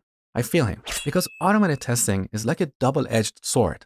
If you do it the right way, it can be extremely valuable. But if you do it the wrong way, well, you're in trouble. These tests get in the way, they slow you down, and just make you frustrated. The reality is that there's a lot of bad information and poor practices about automated testing out there. Just like John Smith, I also wasted a lot of time writing useless tests. So it took me quite a while to really understand the right way to write tests. We'll talk about that more in the next lesson.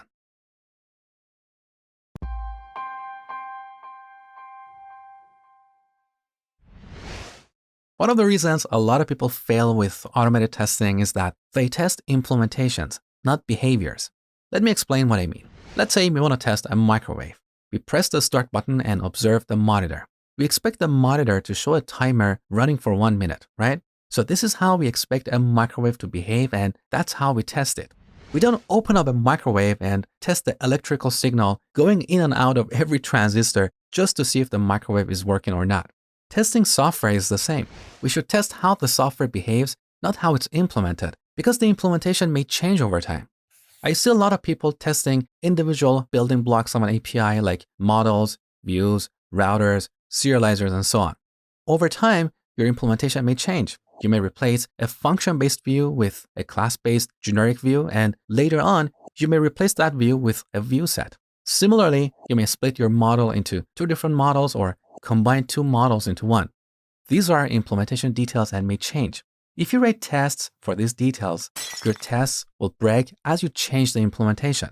Then you have to spend a whole lot of time fixing or rewriting these tests. That's why a lot of people fail when it comes to automated testing. So remember, your tests should test the behavior, not the implementation. So they should test how an API behaves, not how it's implemented. Let's put this in practice. Let's say we want to test the creation of a collection. So we send a post request to the collections endpoint. Now, how does this endpoint behave?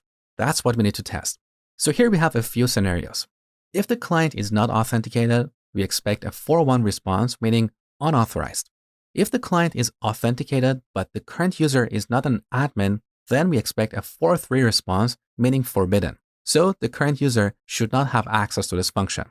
Now, if the current user is an admin, but the request doesn't include a collection name, then we expect what? A 400 response, meaning bad request. And also, the response body should include an error message for the collection name. And finally, if the current user is an admin and our request includes a collection name, then we expect a 200 response, and the ID of the new collection should be included in the response. So this is how our collections endpoint should behave when it comes to creating a collection. We can test this behavior manually by hand in the browser, or we can automate it using code. Obviously, if we automate it, we can run all of our tests in a matter of seconds and see if we have broken something or not. So I want to emphasize this one more time. Your tests should test the behavior and not the implementation. Next, we're going to talk about testing frameworks.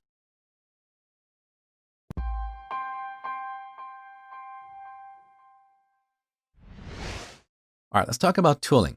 Just like we need a framework for building an API, we also need a framework for writing tests. So a test framework gives us a structure for writing tests, as well as a program to run our tests and give us a report.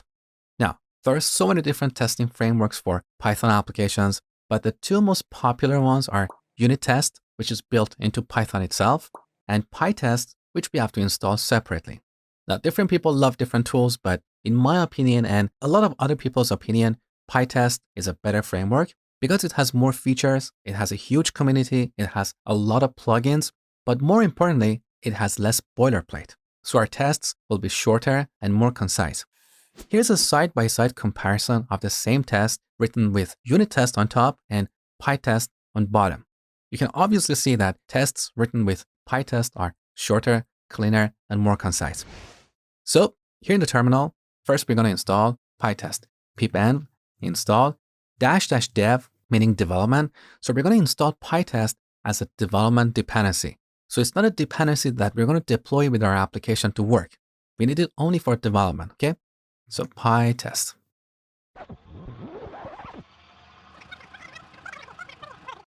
All right, now let's go to our pip file.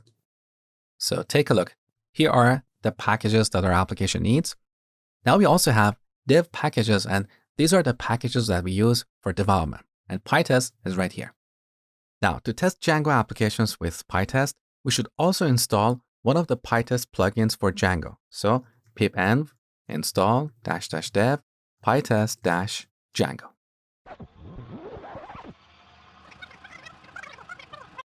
So we have installed PyTest. Next, we're going to write our first test.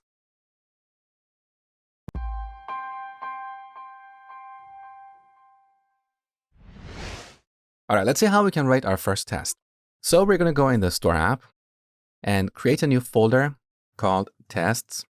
The name of the folder is important. Make sure it's tests in plural form because that's what PyTest looks for. Of course, we can configure PyTest to look for something else, but it's best to stick to the conventions, okay? Now in this folder, we're going to add a new file. The name of the file should start with test underline. Now we want to test the collections endpoint, so we type collections here. All right, now to define a test, we create a function. The name of the function should start with test underline. Again, this is one of the conventions. If you don't follow this convention, PyTest is not going to pick up your test, okay? Now, it's really important that your test function clearly identifies what behavior you're testing. I see a lot of people creating test functions like this. Test underline collections. What does this mean? What scenario are we testing here? It's unclear. Or I have seen people creating test functions like test underline create. Again, it's not obvious what scenario are we testing. Here's a real example. Let's say the scenario we're testing is that if the user is not authenticated, we should get a 401 error. So let's type that here. If user is not authenticated. Actually, we can make this shorter. Instead of not authenticated, we can use the word anonymous, just a little bit shorter, and reduces the noise in our test. Then this should return 401. So now the test name clearly identifies what behavior we're testing, okay? Now, in this module, we're going to have several tests. Many of them are for creating a collection. Others are for deleting a collection, updating a collection, and so on. So while not necessary, it's best to organize these tests by use case. And for that, we create a class called test create collection. Again, the name of the class should start with test. Otherwise, PyTest is not going to recognize it, okay? Now let's move this inside this class and add self, okay? Now, every test should have 3 parts. This is what we refer to as AAA, which is short for arrange, act, and assert. In the arrange part, we prepare the system under test. So this is where we create objects, or we put our database in an initial state and so on. Now, in this case, we just want to create a collection. So the arrange part is really empty. We don't have anything here. Now, for the act part, this is where we kick off the behavior we want to test. In this case, this is where we send a request to the server. Now, you don't need to type these comments. I'm just adding them for clarity, okay? So we need to send a request to the server. And for that, we need to import the API client class. So from REST framework.test, we import API client. Now we create a client object. Now this class has a bunch of methods like get, post, put, delete, and so on. So we're going to send a post request to /store/collections. Make sure to end it with a /, otherwise you're going to get an error, okay? Now, in the request body, we want to include an object. So let's add a dictionary here. We're going to give this collection a title like A. The name of the collection doesn't really matter, so that's why I'm using A here. We could type a long collection name like beauty products, but that doesn't really add any value. It just makes our test noisy. So let's simplify this to A. So we send a request to the server and we get a response. Now the final part of the test is the assertion part. So this is where we check to see if the behavior we expect happens or not. So in this case, we expect to get a 401 response from the server. So using the assert statement, we can validate this. Here we need to type a Boolean expression. So this response object has a property called status_code. We check to see if this is 401. So first we go on the top, and from REST framework, we import the status module. Now over here, we check to see if this is status.http 401. Okay, so this is how we write tests. Every test you write, no matter what framework or language you use, should follow the same structure. So we have arrange, act, and assert. Now, we don't need these comments anymore, so I'm just going to simplify this test. Okay, next I'm going to show you how to run this test.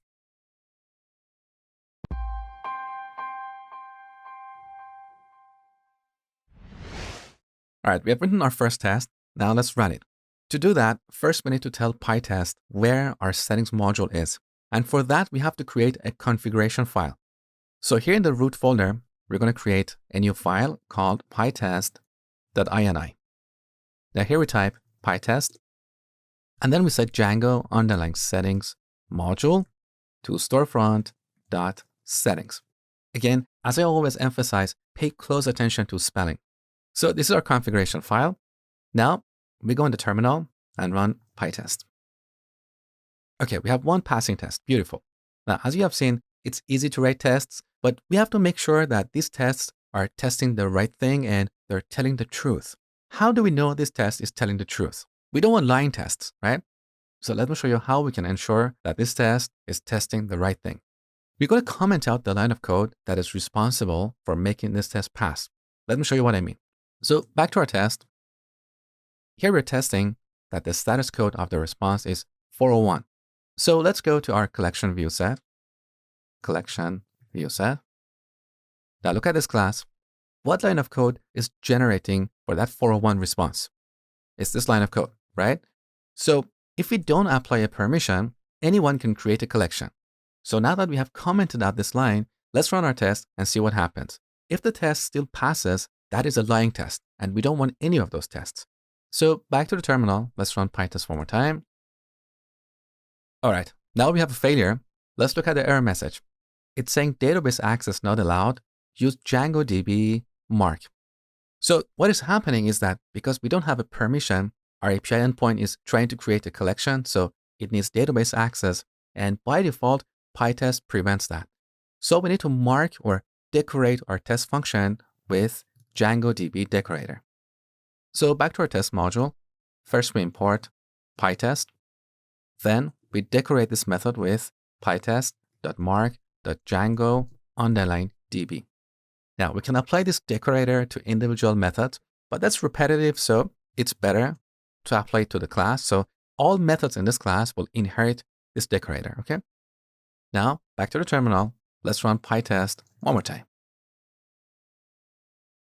Okay, we have a failure.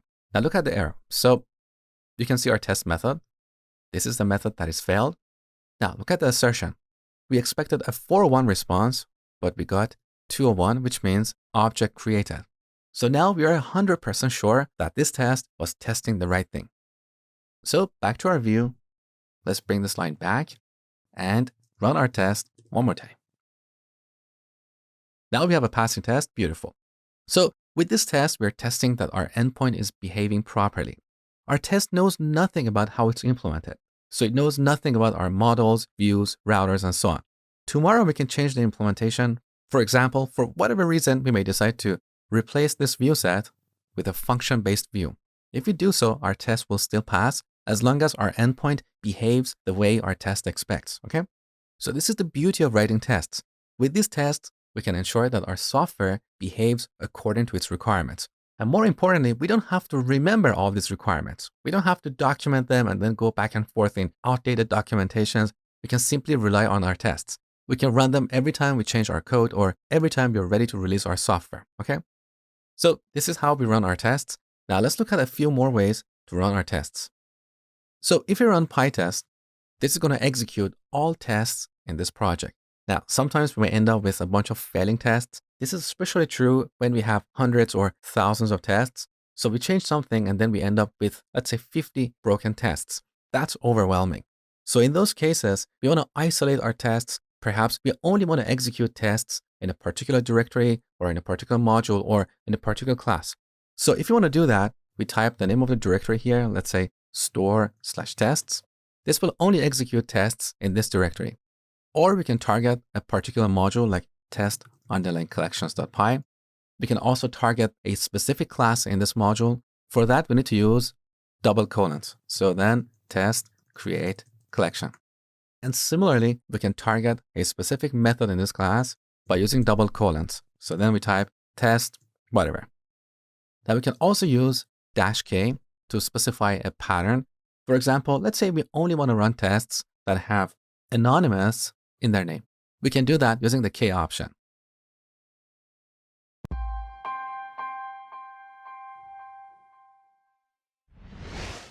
When running tests, sometimes we get a failing test, but let's say fixing that test is going to take some time and we might be in the middle of something, so we don't want to get distracted. In those cases, we can temporarily skip those failing tests to reduce the noise and finish our work. Then, when we're done, we can come back and fix them. That's really easy. So for this demo, let's say this test is a failing test. We don't want to attend to it. So we can temporarily skip it by applying this decorator, pytest.mark.skip. Now, here in the terminal, we run PyTest one more time. Look, we have one skip test and PyTest is not yelling at us saying, hey, you have broken this test, yada, yada, yada. So we can finish our work. Then when we're done, we can come back and fix those skip tests.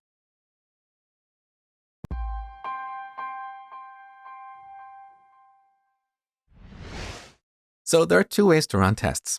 We can run them on demand, like before committing our code to Git or before deploying our software, or we can run our tests all the time. This is what we call continuous testing. Now, some people love it, some people hate it, because if you're on a slow machine, running all these tests all the time might slow you down. I can't tell you this for sure. I've never had this problem, but I've seen some people complaining about that. I personally love continuous testing. I love to dedicate a separate terminal window for running my tests. I can put that on the side or on a separate monitor. And as I'm coding, I can see if I've broken something or not. So let me show you how to use continuous testing in this project. First, we have to install one of PyTest plugins. So pip env install --dev pytest-watch.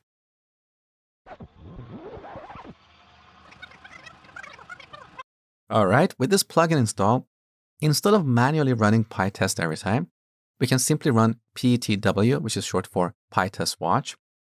Now, this runs all of our tests, and every time we change our code, this is going to rerun our tests. So if you go to our test module and make a small change here, now look, PyTest is rerunning our tests, and now we have a failing test. So let's fix this. Similarly, if you go to our application code, like our collection view set class, if we make a change here by commenting out this line, once again, PyTest automatically reruns our tests. So as we are coding, we get real-time notification about the status of our tests. I would suggest give it a try. If you don't like it, you can always run PyTest manually every now and then. Just remember, as a best practice, you should always run your tests before committing your code to Git and before deploying your software.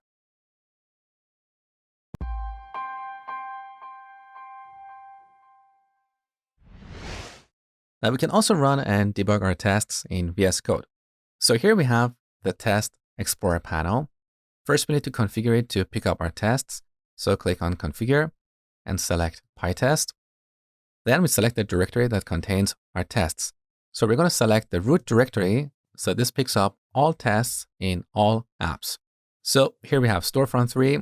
Then we have the Store app, the tests module, collections module, and here we have the tests for creating a collection. So this is the benefit of grouping our tests inside a class.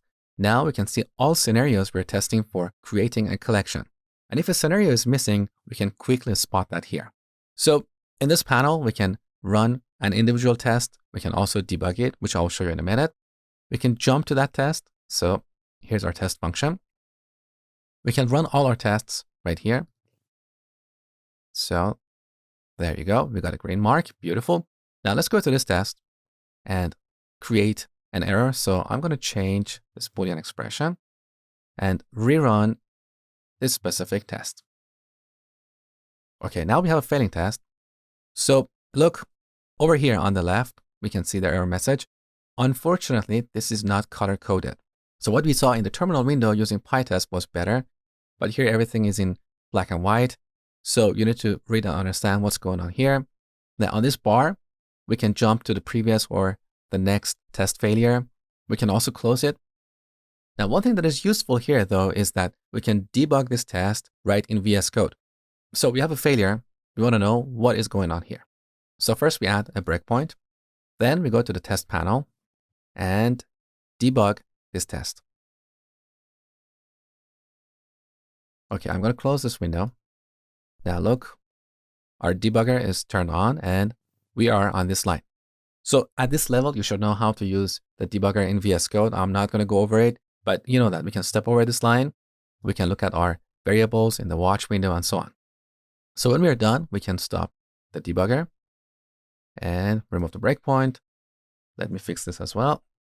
So this is how we can run and debug our tests in VS Code.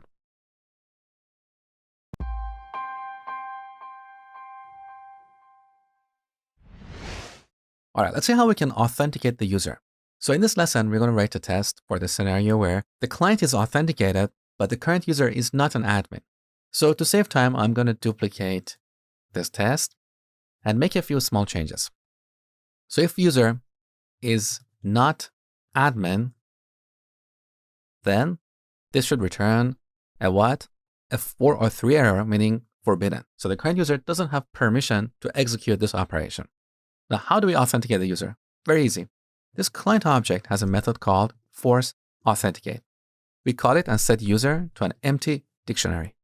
And then we change the status to HTTP 403 forbidden. Now, let's run our test. All right, we have 2 passing tests.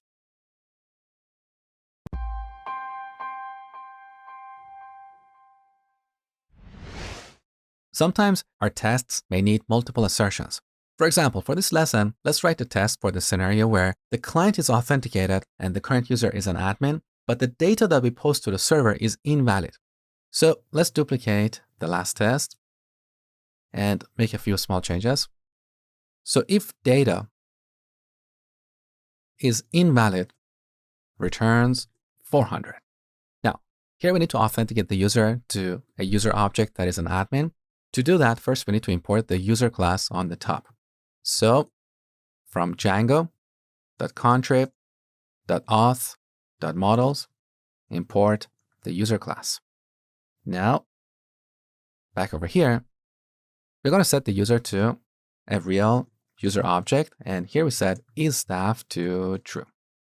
So this is just an object in memory. It doesn't exist in the database. It doesn't have to be. As long as we pass a user object here, force authenticate will take care of authenticating that user, okay? Now, in this test, our focus is on invalid data. So to emphasize that, I'm going to set the title to an empty string. And then we need to change the status to 400. So this is our first assertion, but we need another assertion for the error message that we expect in the body of the response. So assert response.data. This is a dictionary, so we can access the title property and check to see that this is not none. So we don't care about the actual error message because that's implementation detail. The wording might change in the future. We don't want our tests to break if we change an error message. As long as we have something for the title in the response, we're good. And this test should pass, okay? Now, in this test, we have multiple assertions, and this is where some people get a little bit confused because there is this supposed best practice that a test should have a single assertion. I agree with this principle because the purpose of this principle is to ensure that a test has a single responsibility for the same reason that our functions, our methods, our classes should have a single responsibility. But that doesn't mean that we should have a single assert statement in a test method. In this case, we have two assertions, but these assertions are logically related. We're still testing the response that we get from the server. So we're not testing two separate things. Testing the status code and the body of the response are logically related. So in this case, it's perfectly fine to have multiple assertions in the same test. Now, if you want to be dogmatic about the single assertion principle, then we'll have to create another test. We have to repeat all this code and just change the assertion. That doesn't make sense. We end up writing more code without getting any value. So your tests should have a single responsibility. They should test a single thing, but testing that single thing might involve multiple assertions as long as they are logically related, okay? Now let's write another test for the scenario where the data is valid. So again, I'm going to duplicate this and make a few changes. So if data is valid, then it returns 201, meaning created. So we have an admin user and we want to send a valid collection name here. Now the status code should be 201. And in the body of the request, we should have the ID of the new collection. So ID should be greater than 0. Now, I've seen some people taking another approach here. Instead of checking to see that the ID is greater than 0, they go in the database and pull the collection with that ID to ensure that collection was saved. In theory, that may sound like a reasonable approach, but in practice, I don't agree with that because if we use the collection model to fetch that collection, our test becomes coupled to our implementation. So if tomorrow we change this model class, the tests that are coupled to that might be affected. The less our tests know about the internals of our system, the more reliable they're going to be. For the same reason that when testing a microwave, we don't care what's happening inside. We just know the interface. We know the buttons. We play with those buttons and expect some behavior. So in this case, I don't want to use our model to go in the database and pull a collection out. Now, another approach here is to send a GET request to the collections endpoint to see if we can get that collection. Again, in theory, that might sound like a reasonable approach, but there is a problem with that as well. The problem is that if the collections endpoint has a bug and cannot return the given collection, this test is going to break even though we could successfully create this collection. So when running our tests, we end up getting a ton of errors. So this is why I prefer just to check the ID and ensure that it's greater than 0. If it's greater than 0, we know that all these components have done their job properly and we have a collection with that ID stored in the database. So that's it for this lesson. Now, one last thing I want to show you here is that in VS Code, if we click on this test name, we can see all scenarios we're testing for creating a collection. So that's very useful. We can easily navigate between these tests. Also, as we write tests for other use cases like getting a collection, deleting it, and so on, we can click on this class name and see all classes or all use cases we have in this module. Currently, we only have test create collection. All right, now let's run our tests and make sure everything is working. So we have 4 passing tests and the test execution took just over 1 second. Imagine if we wanted to test all these scenarios by hand. That would definitely take more than a minute or 2, right? So this is the beauty of writing automated tests.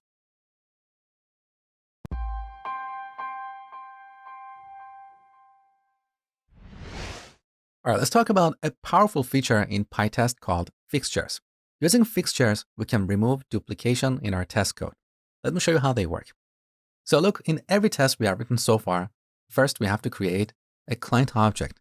And that means in every test module, first we have to import the API client class so we can create a client object in each test. That is repetitive. This is where we use fixtures. So back to our project. Here in the tests folder, I'm going to add a new file called conftest.py. This is a special file for PyTest. So the fixtures or reusable functions that we define here, PyTest will automatically load them without us having to explicitly import this module. So first we import PyTest. Then we define a function called API client. In this function, we import the API client class. So from REST framework, the test, we import API client. We could also put this on top. It doesn't really matter. Okay. So here we return an API client instance. Now, to make this function a fixture, we apply the fixture decorator to it. So pytest.fixture. Okay. Now this function is a reusable piece of code and we can add it to each test as a parameter. So back to our test module. In this test, I'm going to delete this line and add API client as a parameter to this function. So when PyTest tries to execute this test, it will look at our fixtures that we have defined in conftest. It figures out that we have a function by this name, so it will call this function and return its value here. So in this test, we'll have access to that value as API underline client, okay? So we removed one unnecessary line from this test. We can do the same with other tests. So I'm going to pause the recording and get back in a second. All right, now every test is getting API client as a parameter. So we go on the top. We no longer need to import this. So let's remove one unnecessary import statement. That's good. Now the second repetition is in calling this endpoint. So in every test, we have repeated this bit of code. The only difference is in the object that we pass to the server. So sometimes we are passing a valid collection. In other cases, we're passing an invalid collection. Let's see how we can use a fixture to simplify this code. Now, I'm not going to define this fixture in our conftest file because this is where we define fixtures that we're going to reuse across test modules. Creating a collection is something specific to this module. So I'm going to define this fixture on top of this file. So we define a function called create underline collection. Now, this function needs API client, right? So we need an API client to post a request to the server. So we can add that as a parameter. And once again, PyTest will automatically pass that fixture to this function. Now, this function itself is going to be a fixture. So we apply the fixture decorator. Good. So here we're going to call API client.post/store/collections/ Now, this is the tricky part. We don't want to hard code a collection here. That's useless because sometimes we want to pass an invalid collection. Now, if we pass collection as a parameter here and then replace this object, PyTest will think this is a fixture. So it will try to find it. And because there is no fixture by this name, PyTest is going to give us an error. So to solve this problem, first we remove this parameter from here. Then we wrap this line inside an inner function. So here we define an inner function. We can call it whatever we want. I'm going to call it do create collection. Now this function is going to take that collection parameter, okay? And then we move this line inside the inner function. And finally, we return our inner function. So do create collection. So let's see what's going on here. We created a fixture called create collection. Now in the previous fixture, in the API client fixture, we returned an object, right? In this new fixture, instead of returning an object, we are returning a function. So if we go to one of our tests, like the first test, and add our second fixture, create collection, before PyTest runs this test, it's going to call this function or this fixture. As you know, this returns another function. So over here, we're going to get a function, create collection. And this is the inner function that we are returning over here. So we can call that function and give it a collection. Now, if you have done any JavaScript programming, you know that this is called a closure. We have the same concept here in Python. So we call this inner function and give it the collection that we have over here. Okay? So with that, we can replace the first line. The only thing that is missing is the response. So we go to our inner function. When we send a post request to the server, we return the response. Now we can get that right here. Okay. Now I'm going to pause the recording and apply the same change to every test in this file. All right, now every test has an extra parameter called create collection. Now look at the first test. Here we don't need the API client parameter because that call is happening inside this fixture. So let's remove it. We still need API client in other tests because that's where we are authenticating users. Now, authenticating users is again a repetitive step. So we need this in a lot of tests. So here's your exercise. Pause the video and define a global fixture for authenticating users in the conf test module. You'll see my solution next. All right, here's what I've done. I've created a fixture called authenticated that takes API client. In this fixture, we return an inner function. And this inner function has a keyword argument called isStaff, which I have initialized to false. So with this, I don't have to specify that value in every test. Now in this inner function, we simply call force authenticate. And this is where we create a user object. So we don't have to import this user class in every test module. So we create a user object and set isStaff to the value that we receive in the inner function. Now back to our test module. So look at this test. We simply call authenticate. And for clarity, I've set isStaff to false, but this is not required. So we can remove it and our test will still pass. Okay. Now I want you to pay close attention to how I have formatted this test. So the first line is the arrange part. This is where we are preparing our system. Then we have a line break. Next, we have the act part, followed by a line break and the assertion. So anyone reading this code can immediately tell what are my arrange, act, and assert parts. This makes our code more readable.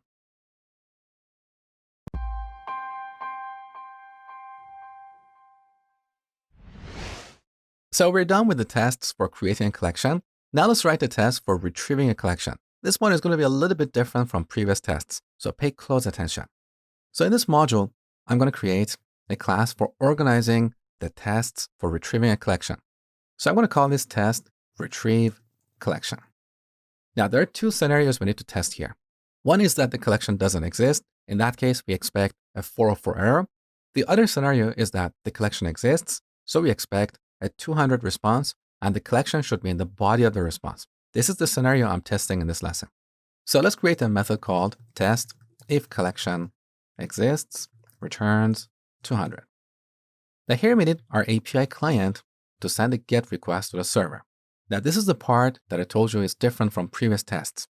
In the arrange part, we need to create a collection so we can retrieve it later, because this test should not be dependent on the other test that creates a collection.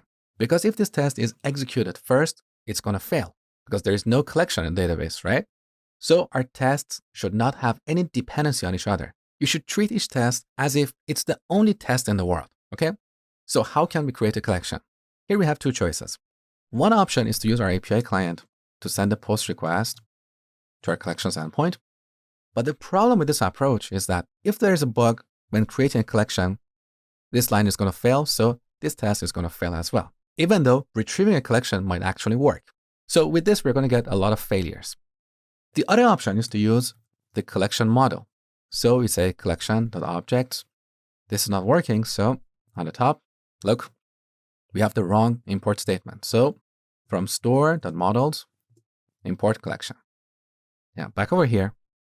So we say collection.objects.create, give it a title, and this will create a collection. Now, earlier I told you that when writing tests, we should test the behavior and not the implementation. This collection model is part of the implementation. It's not part of the interface of our API. So in this case, we are violating what I told you earlier, but we don't have a better option. So it's okay to break the rules because remember, software engineering is not black or white. Sometimes you need to break the rules and make compromises. So use the collection model to create a collection. Now, what if you wanted to create a product? You know that our product model has a bunch of fields. So initializing all those fields over here would create a bit of noise in this test. Let me show you a better way. This is where we use a fantastic library called Model Bakery. So here in the terminal, let's install as a development dependency, model_bakery.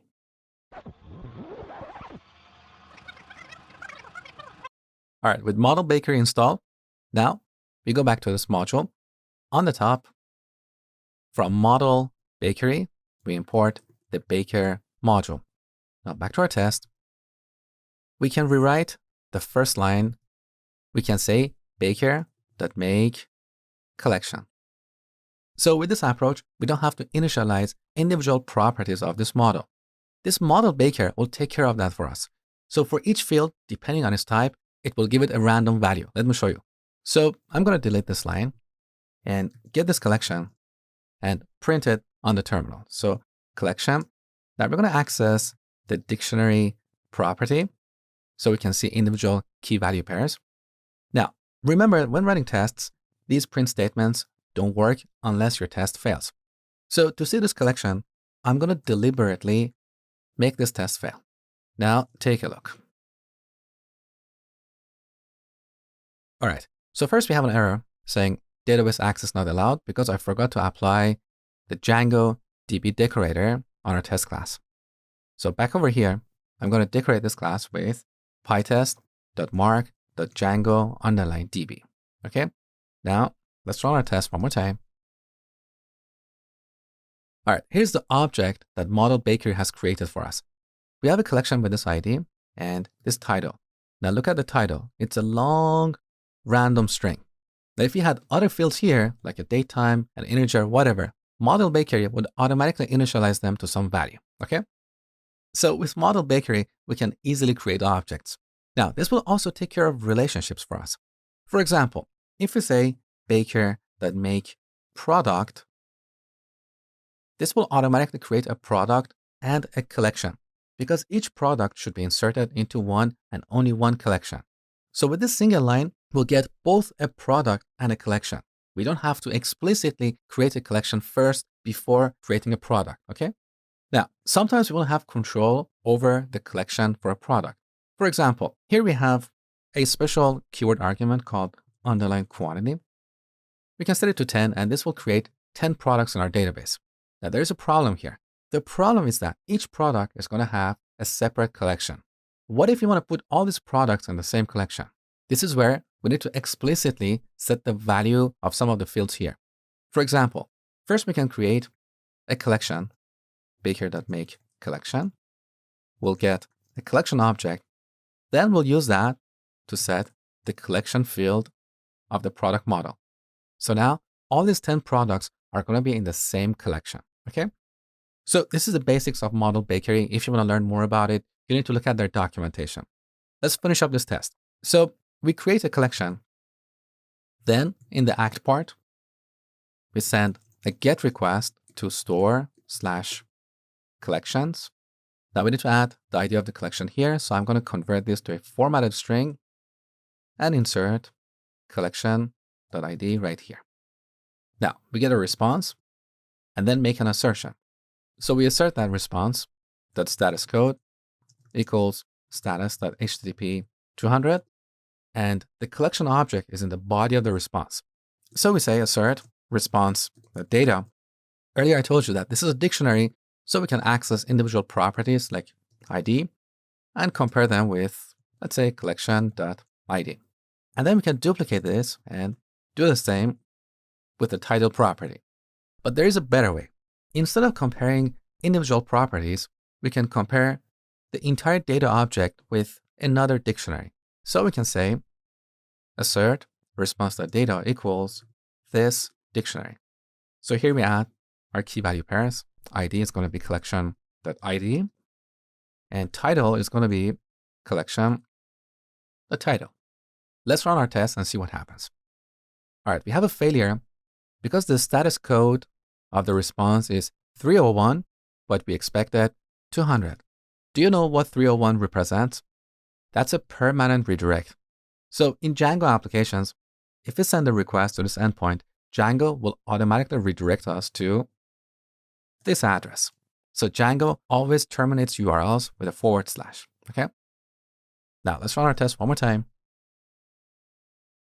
All right, we get another error saying left contains one more item. So here we have two objects. This is the left object. This is the right object. The error is saying that the left contains one more item or one more key value pair, and that is products count. So back to our code, let's add products count and rerun our test. Okay, we have 5 passing tests. Now, one last thing I want to talk about here is that when we run our tests, PyTest will automatically create a test database for us. So let's quickly go to our database settings. Look, here we have a database called Storefront3. When we run our tests, PyTest will automatically create a database called test_storefront3.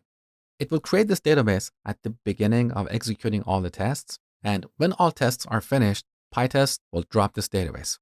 So this way, the data that we create while testing is not going to get mixed up with the data we have in our development database. Okay? So that brings us to the end of this section. Now, as an exercise, I want you to write all the tests for the collections endpoint as well as the products endpoint. Welcome back to another section of the Ultimate Django course. In this section, we'll be talking about performance testing. So we're going to throw a few hundred users at our application and see how it performs. It's going to be a lot of fun, so let's jump in and get started.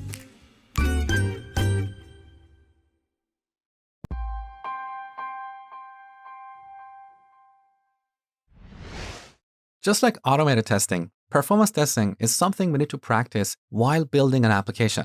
Because once we go to production, we don't want to get surprises. We don't want to get a wake-up call late at night because our application is unresponsive. Now, unfortunately, a lot of companies don't do any kind of performance testing or leave it to the last minute just before going to production. And sometimes this gets rushed or canceled because of tight deadlines. But then sooner or later after release, the truth comes out. The hidden performance problems they try to ignore will eventually show up. So remember, you need to run performance tests while building an application.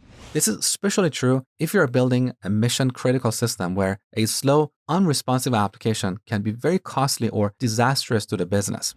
For example, in an air traffic control system, downtime is simply not an option. The system should be always up and running, and response times should be in an acceptable range. So with performance testing, we can identify and fix these problems before they end up being so costly or disastrous. And that's what I'm going to show you in this section. Now, performance testing is fairly complex and you can read an entire book on it. But in this section, I'm going to teach you the basics and show you a few tools you can use to easily identify most of the performance problems in your applications.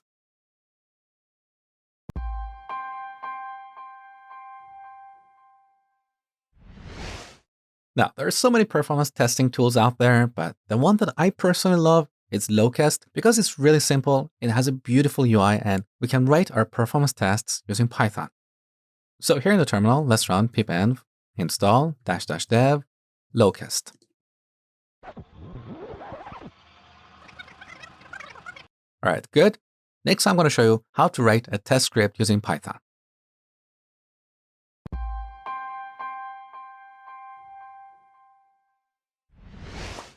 So as part of performance testing, we need to identify the core use cases or the functions that are essential to our business. So in this application, a core use case involves the user browsing the product's catalog. Another core use case involves the user registering, signing in, and then signing out. So we identify these core use cases, and then for each use case, we create a test script which specifies the actions the user will take. So in our project, I'm going to create a new folder called locust files. The name doesn't really matter.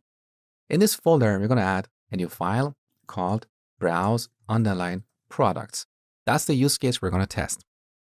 Now, in this module, first, from locust, we import the HTTP user class, and then we define a class. We can call it whatever, but this class should extend HTTP user. Now, when we run a performance test, locust is going to create an instance of this class for each user and execute the tasks that we define in this class. These tasks include viewing products, viewing particular product details, and adding a product to cart. Okay? So for each task, we define a separate method. So here's the first one, view_products. Now, to make this method a task, we need to decorate it with the task decorator. So like this. Now, here we're going to send a request to the products endpoint. So this self has a property called client. With this, we can send HTTP requests to the server. So we send a GET request to store/products. Okay. Now, in a real world situation, the user is going to go from one collection to another. So here we should generate a random value for the collection ID. So from random module, we import randInt function. Then we call it and give it a range. As far as I remember, the collections that have products are collections 2 to 6, but these numbers don't really matter. So we generate a collection ID. Then we need to add that as a query string parameter. So collection ID equals, I'm going to convert this to a formatted string and add collection ID right here. Okay.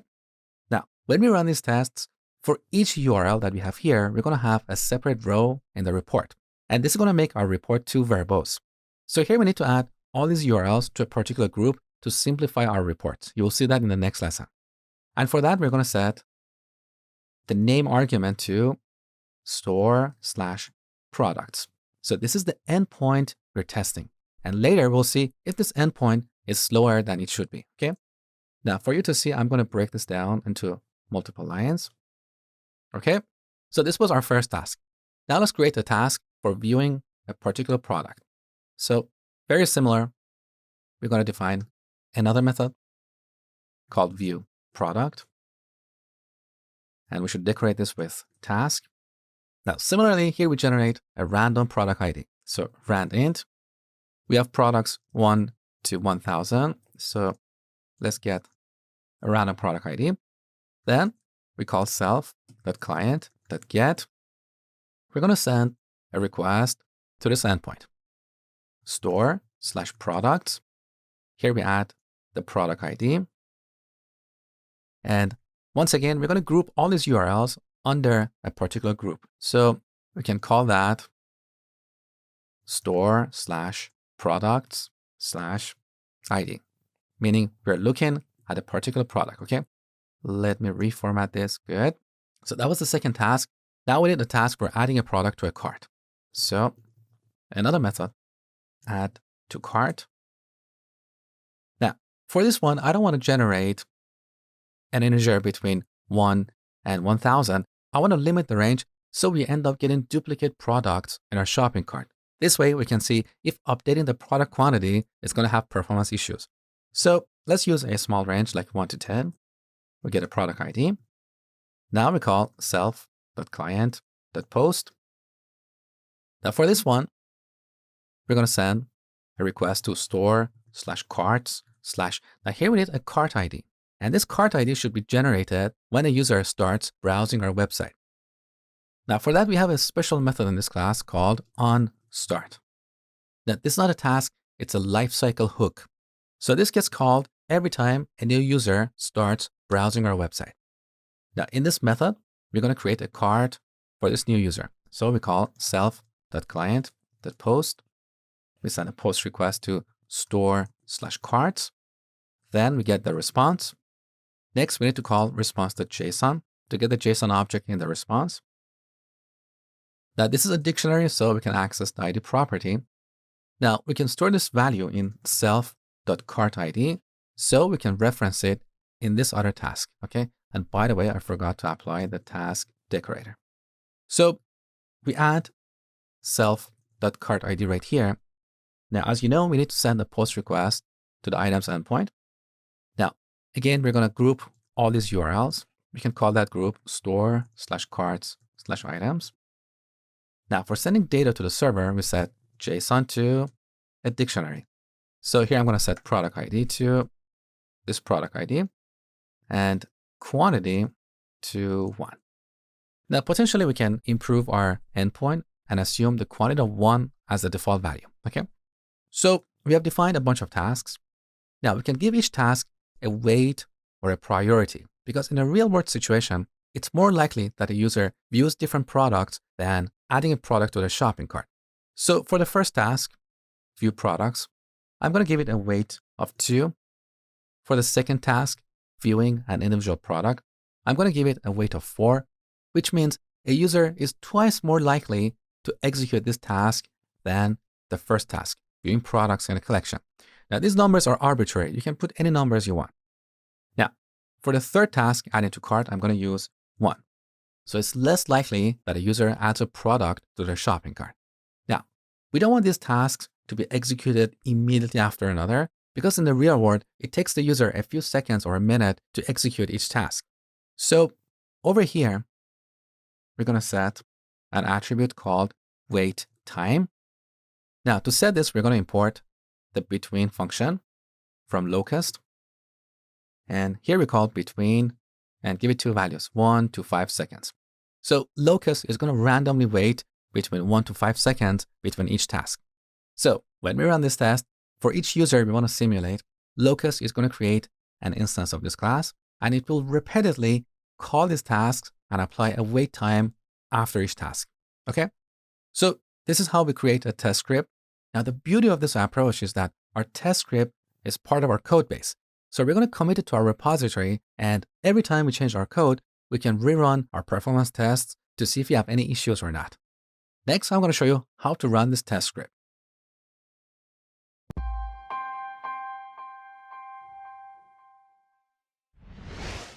All right, let's talk about running a test script. Now, in this lesson, I want to put a print statement inside each task so you understand how locust executes this script. So here we're going to say view products. Then we need another print statement over here, print view product details, and one more over here, add to cart. Now, let's open up the terminal window. Make sure you're running your web server. Then open a new terminal window and run locust-f for specifying the locust file. And this is where we go to our locust files folder and grab browse products module. All right. Now locust is running at this address, localhost port 8089. So let's control click that. All right. Here's locust. On this page, we specify the number of users. That is our peak concurrency. For that, I'm going to use 1. Next, we specify the spawn rate or the number of users that should be started each second. Again, I'm going to use 1. Now for host, we specify localhost port 8000. Now make sure not to add a / here because in our test script, look, our URLs start with a /. So I'm going to remove this. Now let's start swarming. So on this page, we can see statistics about the requests sent to the server. So look, we have a few rows. We have post to this endpoint. We have post for creating a cart item, as well as getting all products and getting a particular product. Now this name you see here is the group we specified for grouping related requests. If we didn't apply grouping, we would end up with tons of rows in this table. Now in this table, we can see the number of requests sent to each endpoint. And as you can see, we have more requests sent to this particular endpoint because we put a higher weight on this task. We can also see the number of failures, currently 0. We can see the median response time for each request. We can also see 90 percentile. That means 90% of the requests sent to this endpoint got a response in 280 milliseconds or less. We can also see the average, min, and max response time for each request. We can see the average size of each response. So obviously, this endpoint for getting all the products has a much larger response. And this is by design. So this is not a problem in our application. We also have current requests per second at each point, as well as the total in this test script. Now we can see this information in a chart as well. And this is getting updated in real time. So Locust has started one user, and this user is constantly browsing our website, executing the tasks we defined. So if you go back to our terminal window, we can see what this user is doing. So this user was looking at these product details, then went to a few different collections. Next, looked at a particular product. Now at this point, they added one item to the shopping cart. And as you can see, there is a delay between each task. So this is kind of simulating a real user browsing our website. Now back to this chart. So here we have total requests per second. And you can see our requests per second are kind of in this range. Then we have response times. Now early on, we have a high response time. I believe that's because our web server is starting. So the following requests are getting almost the same response time. Now, over here, we also have a page for failures. So if your web server crashes in the middle of a test, you can see your failures here. That translates to a connection refused failure. We can also see our exceptions, our tasks, and the ratio. We can also download all this data in CSV. Now, I'm going to stop this test. In the next lesson, we're going to do a proper performance test to identify our slow endpoints.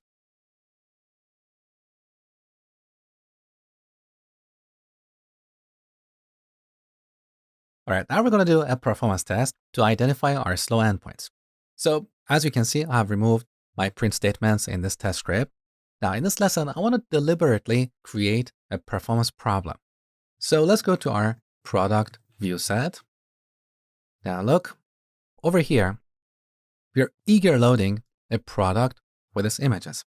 Let's see what happens if we remove the call to prefetch related. So we want to study the impact of this on performance. Now, we should also go to our middleware setting and comment out Django debug toolbar, because Django debug toolbar adds a bit of overhead and it's going to mess with our performance report. Now, back to the terminal window. I'm going to stop this process that is running Locust and restart it because I want to start from a clean canvas, no data from the previous test. Okay. Now let's go to this address. Now on this page, I want to use 500 for the number of users and 10 for spawn rate. So every second, Locust is going to spin up 10 users until we get to 500 users. Then those 500 users will continuously browse our website. Okay. Now let's specify the host as well and start swarming. So it's going to take a while until we get to 500 users. Then I'm going to wait another 30 seconds or so until the results become stable. So I'm going to get back in a few seconds.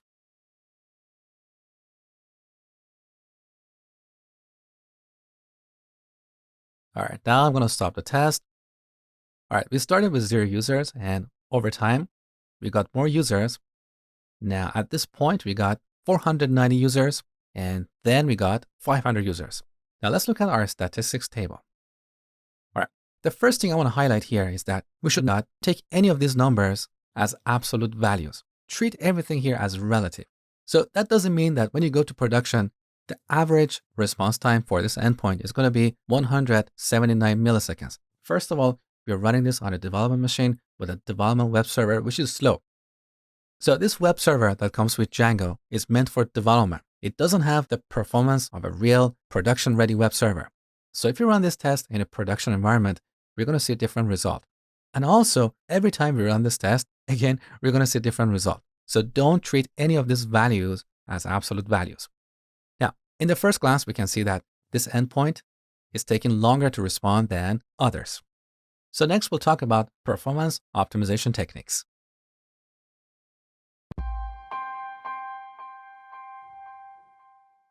So by running a performance test, we can identify our slow endpoints. Now let's talk about a few optimization techniques.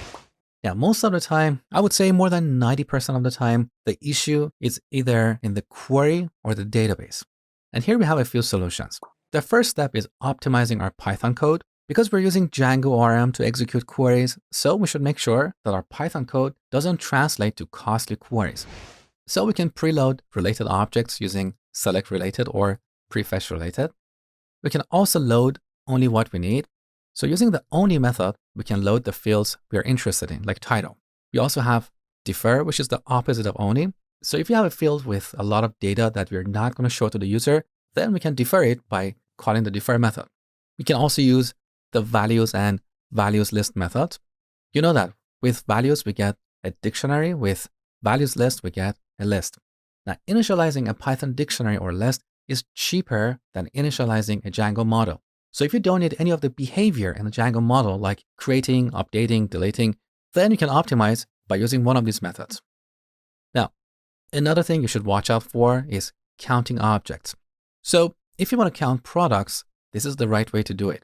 We don't want to pull all product objects in memory and then call the len function to count them. This is going to be super expensive. And one last thing is bulk creating or bulk updating. If you want to create or update multiple objects, it's more efficient to use bulk create or bulk update than creating or updating a bunch of objects in a loop. Because with bulk create, we send one instruction to the database to create multiple records. Now, what if we use these techniques, but our query is still slow? Well, then we may want to rewrite that query from scratch because the query that Django ORM generates may not be optimal. So if you know SQL well, this is where you may want to rewrite that query from scratch in an optimized manner. Now, what if the query is still slow?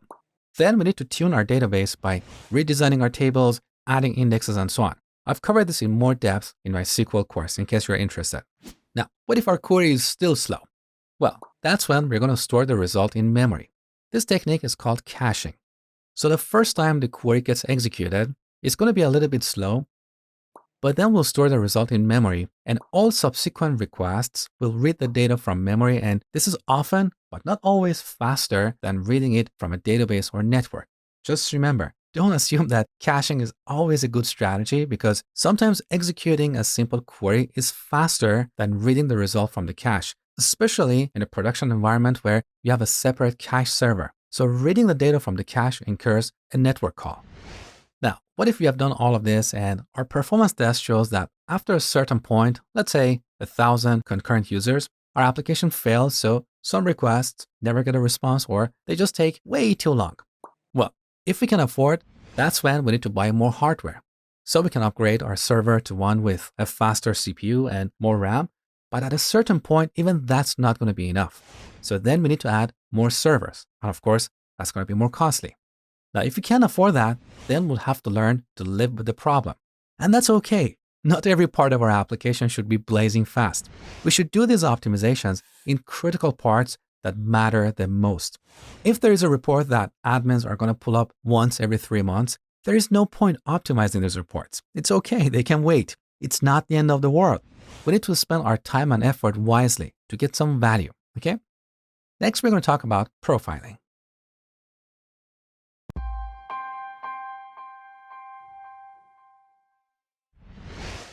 So with Locust, we can identify our slow endpoints. Now, as I told you in the previous lesson, most of the time, the issue lies in the query or in the database. Now, this is where we use another amazing tool to identify the source of the issue, and that is called Django Silk.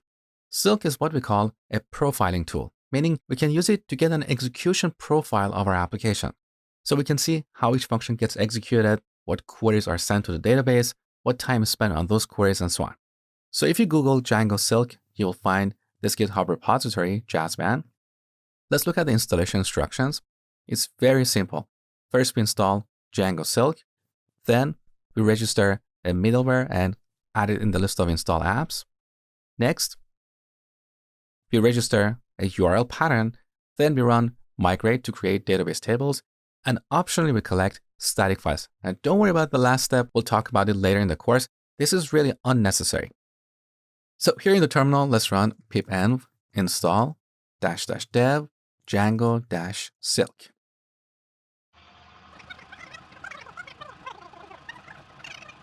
All right, Silk is installed. Now we need to make a couple of changes in our settings module. First, we need to go to our middleware setting. So here we need to register the middleware for Silk. Now the placement of this middleware is important. Let me explain why. So as I told you before, each middleware function takes an incoming request, adds something to it, and then passes it to the next middleware function in the list. For example, our authentication middleware adds the current user to the request, right? Now, a middleware function can choose to process a request. If that happens, the request will not be passed to the next middleware function. So that would be the end of the request's lifecycle. Now, because Silk is going to intercept our requests, we need to make sure that the request gets passed to its middleware. So the request shouldn't get processed by a middleware function placed before Silk's middleware, okay? Now, in this case, none of our middleware functions process an incoming request, so we can put it anywhere, but I'm going to put it at the end. Now, to save time, I'm going to go to their GitHub page and simply copy paste this line and add it right here. Next, we need to add Silk in the list of installed apps. So, installed apps. I'm going to add that after Joser. So all third-party apps are in one place, and then we have our own apps. So Silk. Okay, now we need to register a route for accessing Silk. So let's go to the URLs module of the storefront folder.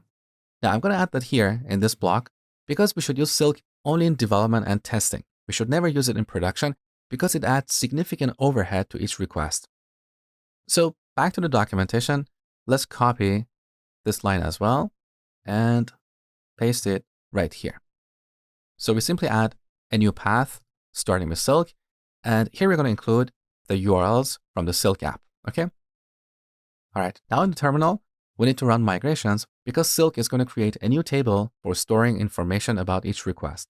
So Python manage.py migrate. All right, so these are the migrations coming with Silk. Now, I just realized I made a mistake. Back to our middleware setting. Look, I added Silky middleware here, and this is always there. So it's going to end up in production as well. Again, we should use Silk only in development or testing because it adds a lot of overhead to each request. So here I'm going to write a conditional statement like this. If debug is turned on, then we're going to get middleware and add something to it. So we're going to add this. So now Silk is ready and we can access it at this address. So this is the dashboard of Silk. Currently, we don't have any data. So now if you start browsing our application, Silk is going to intercept every request and it's going to collect some information for us here. Now, to simplify things, I don't want to manually browse our application. I don't want to hit each endpoint. So now I want to run another performance test, but instead of simulating 500 users, we can simulate 5 users or even 1 user just to send some requests to our backend. So back to this window, let's start a new test with even 1 user is sufficient. All right, so this is sending a few requests to our backend, and Silk is processing these requests in the meantime. Now, if you have paid close attention, you can see that our response times are way slower than before. And that's because Silk is intercepting every request, getting some information, and then processing the request. All right, this is enough. So let's stop this. Okay, now back to the dashboard of Silk. Refresh. All right, take a look. So we have a few sections here.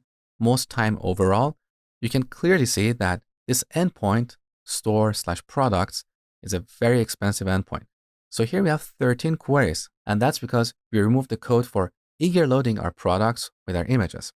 You can also see the time spent overall, as well as the time spent on queries. The second slow endpoint is this one. This is where we send a post request to this endpoint for adding an item to a shopping cart. Now here we only have 3 queries, so even though Silk is saying we spent a lot of time on this request, there's really nothing wrong with this request. I actually tried to troubleshoot it. Everything is fine with this operation. The main issue we have here is all these extra queries we have at this endpoint.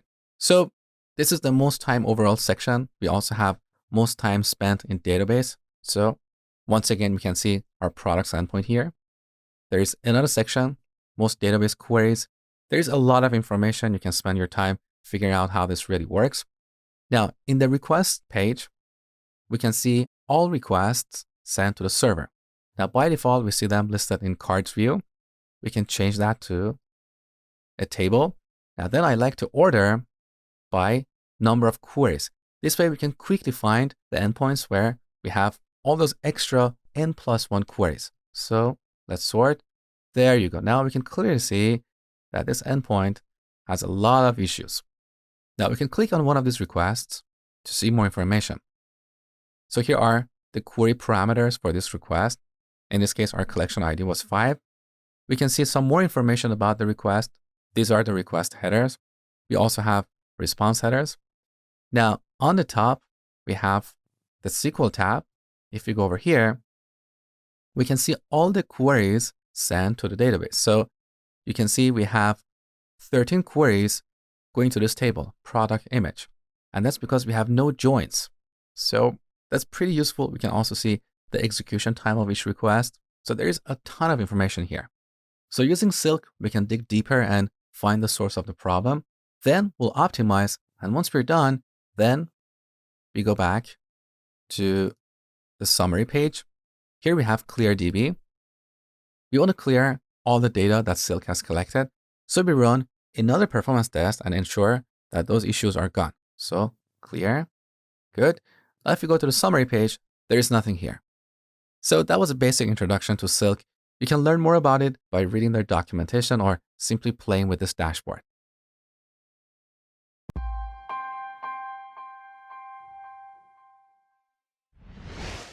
So with Silk, we identified the source of the issue. We found out that our products endpoint is sending extra queries to the database. So let's go to our product view set and preload our products with their images. So here we call prefetch related with images. Now this is where we need to run another performance test to make sure that this optimization is actually working. We should never make any assumptions.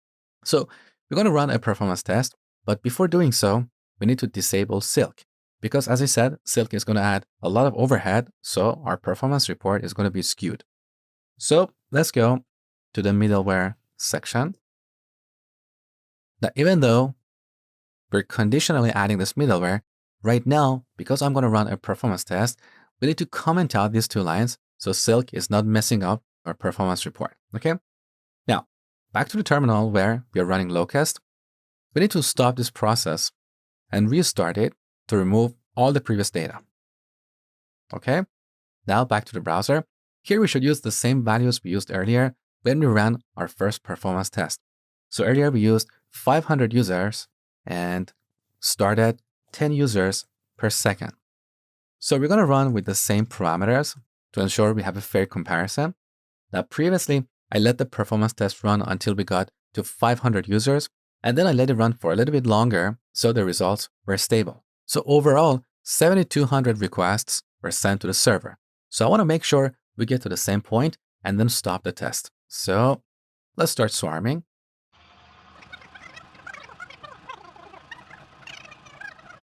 All right, this time I let the test run for a little bit longer. So now we have 7,800 requests sent to the server. Now let's compare our metrics before and after the optimization. All right, this is my favorite part. Look at the metrics before and after optimization. So for our products endpoint, previously, 90% of our requests got a response in almost 3 seconds or less. With our optimization, we reduced that number to 540 milliseconds. So previously, 90% of our users had to wait 3 seconds to get the list of products. Now they have to wait only half a second. That's an amazing improvement. Now, because of this, if you notice, other endpoints are also performing better now. For example, when creating a cart, this metric was 670. We reduced it down to 160. Similarly, when creating cart items, our metric was 710. We reduced it down to 89. Now look at the overall or the aggregated row. Previously, 90% of our requests got a response in 2 seconds or less. Now, after the optimization, that value is reduced to 630 milliseconds. That's amazing. Now look at the last column, current request per second. So previously, with this development web server, we were able to handle 120 requests per second. But now after the optimization, we can handle 140 requests per second. So before doing any optimizations, always run a performance test to get your baseline, then optimize and run another performance test to see if you have really improved anything or not. Sometimes you may assume your optimization is going to make your application faster, but if you run another performance test, you would be surprised that not only didn't you improve anything, but you actually made your application slower.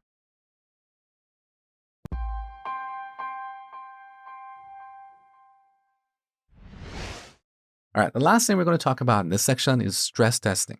So stress testing is a special type of performance test, and we use it to find our upper limits. So we can find at what point our application fails. Knowing the capacity of our application and its execution environment is important, especially if there are times of the year where we expect spikes in traffic. For example, when we have flash sales. So back to the terminal, I'm going to stop Locust and restart it. So we start fresh. Now on this page, I'm going to use a high number of users because the point of this test is to break the application. So previously we used 500 for our performance test. Now I'm going to use 1,000 and see what happens. And I'm going to spin up 10 users per second. Now, we don't want to test this against our development server. That's really useless. We want to find our application's capacity in a production environment. So we should run this test in an environment that is similar to our production environment in terms of the capacity.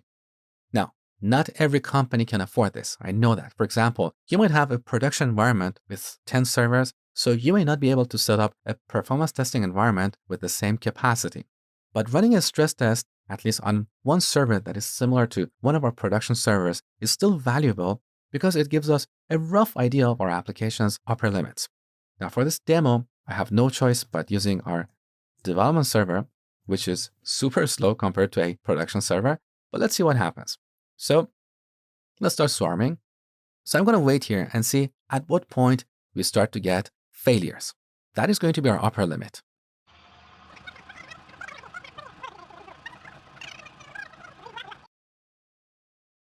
All right, so I realized that after almost 600 concurrent users, our application started to fail.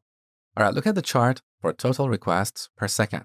Now, this red line that we have over here represents our failures. So at this point, this is where we had 700 users, our application started to fail. So our failure rate per second was 1.5. And over time, this increased to an average of 11 requests per second. Now look at our RPS, or requests per second metric. Previously, we had an average of about 140 requests per second. After our application started to fail, our RPS dropped down to 10. That's a terrible situation. But now at least I know the upper limit of my development server. So this is all about stress testing, and that brings us to the end of this section. In the next section, we're going to talk about caching, which is an optimization technique. Welcome back to another section of the Ultimate Django course. In this section, we'll be talking about caching, which is a performance optimization technique. So let's jump right in and get started.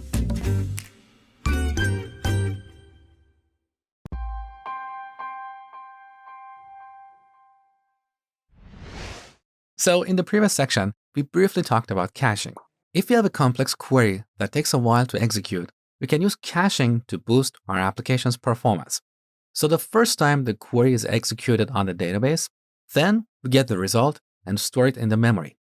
Now, getting the data from the memory is often, but not always, faster than getting it from a database. So we'll serve subsequent requests using the data in the cache.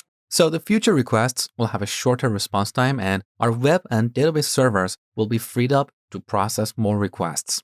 So on the surface, this sounds great, but there is a problem with caching. The problem is that if the data in our database gets updated, our cache is not going to get updated. So the data is going to be stale or out of date until the cache expires. Typically, when we store an object in the cache, we can put an expiration time on it, like 5 minutes or 3 hours, depending on how frequently the data gets updated. So if the data gets updated frequently, and we should always show the most up-to-date data to the user, then there is really no point storing it in the cache, okay? Now, caching is not limited to the result of database queries. For example, we might have to call a third-party API to get some data. Now, if that API is slow or even becomes unavailable, we can improve our application's performance by storing the result in the cache. We can also run a Celery job to update the cache in the background every now and then. So overall, caching is a great optimization technique, but as I always say, too much of a good thing is a bad thing. So if you cache data aggressively, you will need a lot of memory, and that's going to cost you a fair bit. But also, caching may even reduce the performance of your application.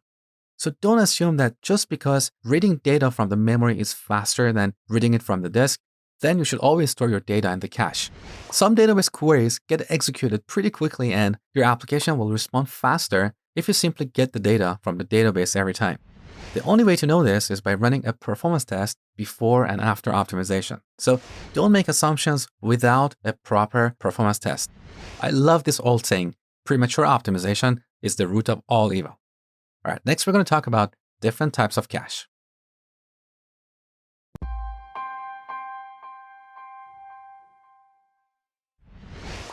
All right, Django comes with various types of cache backends or cache engines. So we have local memory, which is the default cache backend and stores data in the same process that runs our Django application. It's good for development, but not a good choice for production. In a production environment, we should use a proper caching server. And for that, we have Memcached and Redis. Both of these are enterprise cache servers, so you can choose either.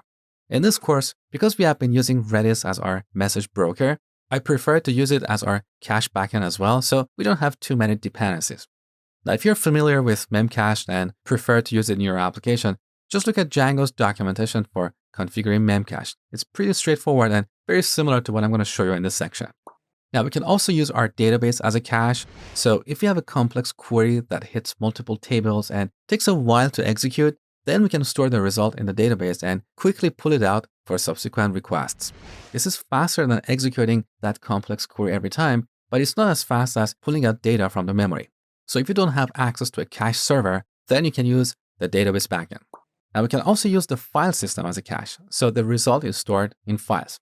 Not something that we use that often, but it's there in Django in case you need it. So that's all about cache backends. All these backends, except Redis, come with Django by default. For Redis, we have to install a separate library, and we'll do that later in this section.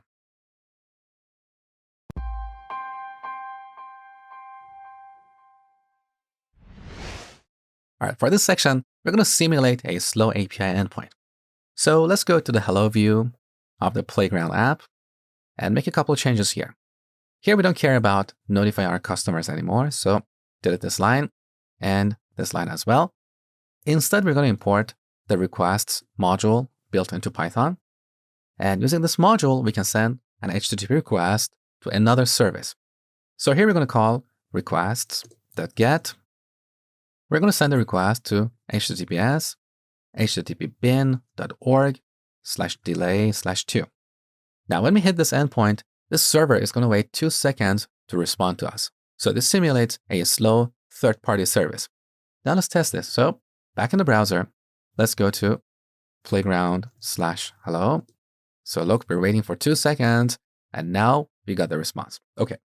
As I told you in the previous section, whenever you want to optimize, first you need to run a performance test to get your baseline. We'll do that next.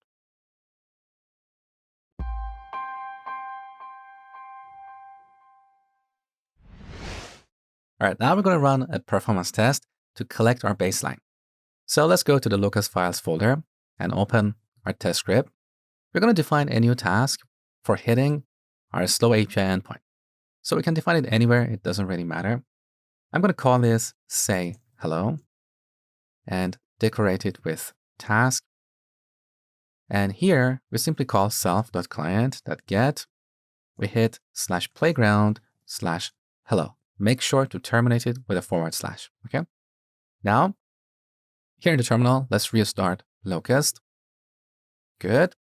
Now, on this page, I'm going to use 500 users and spin up 10 users per second. Now, let's see what happens when we start swarming.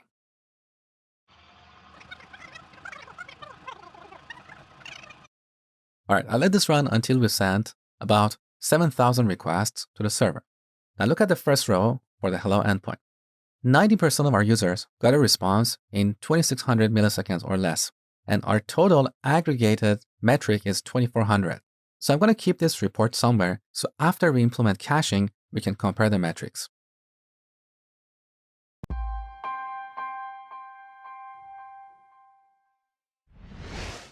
Earlier in the course, we talked about installing Redis. And I told you that the easiest way to run Redis is using Docker. So before going forward, let's make sure that Redis is up and running on our machine. So here we run docker run -d for the detached mode or running this in the background, then -p for port mapping. So we're going to map port 6379 of our local host to 6379 of our Docker container. And the image is Redis. Okay, this is running. Now, if you get an error here, that means you're already running Redis in another window. Let me show you. So let's run this one more time. Look, I got this error saying port is already allocated. So now that Redis is running, we're ready to configure caching. We'll do that next.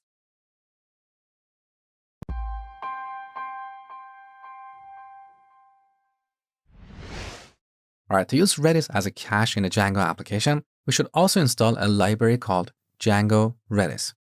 So here in the terminal, let's run pipenv install Django-Redis.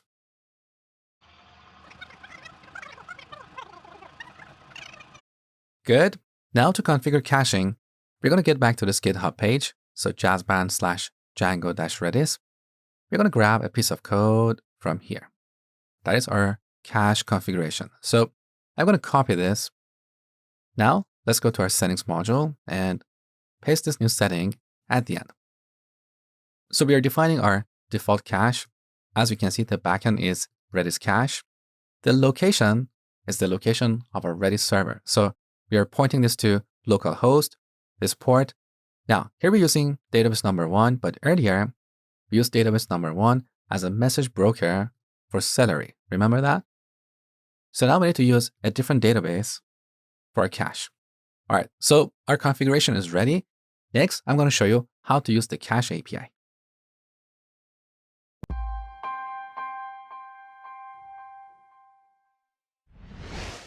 All right, now let's talk about using the low-level cache API. So back to our playground view, from Django.core.cache, we're going to import the cache object. Now this object has an API for accessing the cache. So it has methods for getting objects from the cache or storing them in the cache.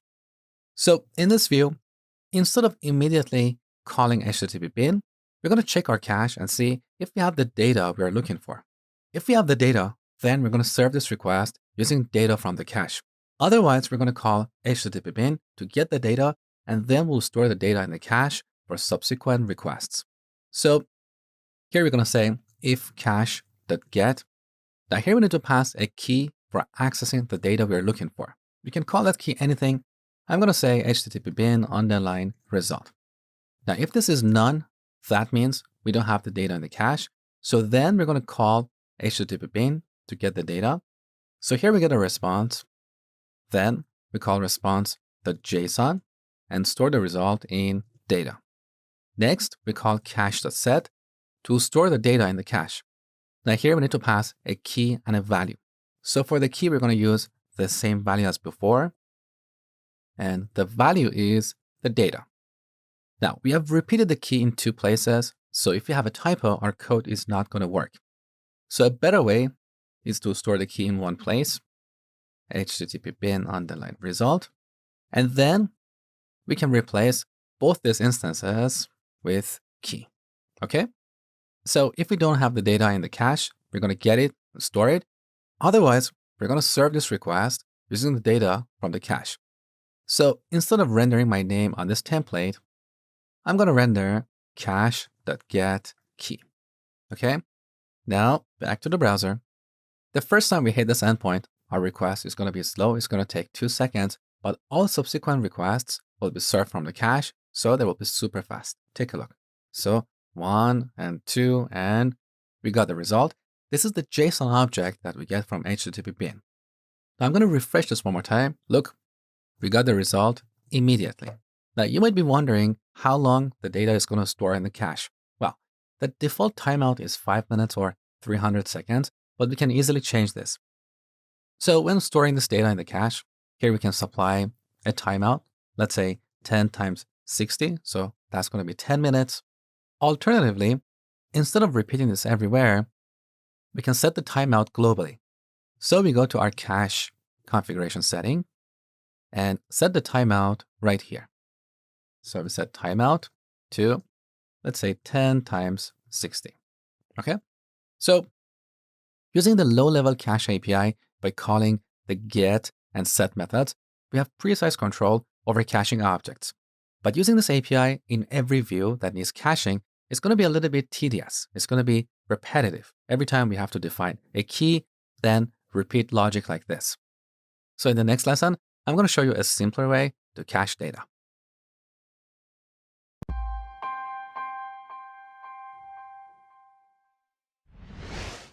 All right, let me show you a better way to cache your views. So instead of repeating this logic, in every view that requires caching, we can use a decorator. So over here, from Django.views.decorators.cache, we import cache page decorator. Then we apply it to our view and give it a timeout, let's say 5 minutes. Now with this change, we can get rid of this entire caching logic, so we don't have to use the low-level API anymore. We simply get our data from HTTP bin and render it on the template. So I'm going to grab these 2 lines and delete these few lines. Now, instead of getting the data from the cache, we simply use the data that we retrieved from HTTP bin. So in this implementation, it looks like we have no caching, but the entire caching is controlled using this decorator. Now, how does it work? Well, when we hit this endpoint, the hello endpoint, Django is going to look at our cache and see if there is a key by this name. Now, the actual key name is a little bit more complex. It's going to be a long string that Django automatically generates. So the first time we hit this endpoint, Django knows that there is no item by this key in the cache, so it will execute the body of this view. So that's why the first hit is going to be slow. Then Django is going to store the result of this view or this function in the cache using that key. So the next time we hit this endpoint, the data is going to come from the cache automatically. The beautiful thing about this approach is that we don't have to worry about any of this low-level complexity. Django will take care of it. So let's test this in the browser. So let's go to playground/hello. Now the first call is going to be slow. Now we got the result. But if we hit this endpoint one more time, look, we get the result immediately, okay? So caching is working. Now when using caching, there is something you need to be aware of. Let's go back to our view and make a small change here. So instead of passing the data, I'm going to pass my name. Now let's refresh. Look, we are not seeing my name because the data is coming from the cache. So we have to wait until the cache expires. In this case, 5 minutes. Now, there are situations where you want to deliberately expire the cache. I'll talk about that later in this section, so don't worry about that. All I want you to know here is that if you make any changes, your changes are not going to be visible until the cache is expired, okay? Now, here we're using a function-based view, but what if we had a class-based view? This cache page decorator doesn't work on class-based views. For that, we need another decorator. Let me show you. So let's quickly convert this to a class-based view. Do you remember how to do it? First, we define a class called hello view. This should extend API view in REST framework. So from REST framework.views, we import the API view class. Then we add it here. Next, we define a get method with 2 parameters, self and request. And finally, we move our logic to this new method. Okay, now let's get rid of this. Next, we need to register this in our URLs module. So let's go to the URLs module of the Playground app. And over here, we say hello view.asView. Okay, let's test our implementation before implementing caching. So back to the browser, refresh 1 and 2. Okay, we got the response. Now if I hit it again, 1 and 2. So every time we hit this endpoint, we have to wait 2 seconds. Now let's implement caching on this class-based view. So we cannot apply the cache page decorator here. We're going to get an error. So to solve that error, we have to wrap this inside another decorator. So over here, from Django.utils.decorators, we import method decorator. Then we wrap this with method decorator, like this. Okay, now Let's test this one more time. So refresh. Now we see the previous result because we already have a key by this name that is based on this endpoint in our cache, okay? So to recap, for function-based views, we use cache page decorator. For class-based views, we use method decorator.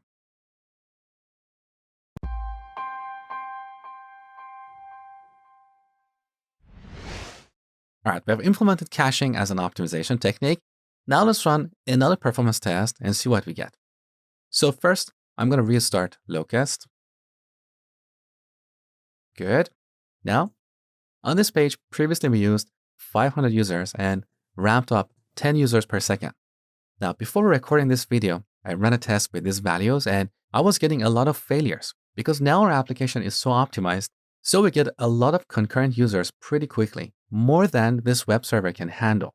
So then I played with different values. I reduced the number of users to 200, no more errors, but now that means we have to run 2 tests, one before optimization, one after optimization with the same parameters. This way we can have a fair comparison.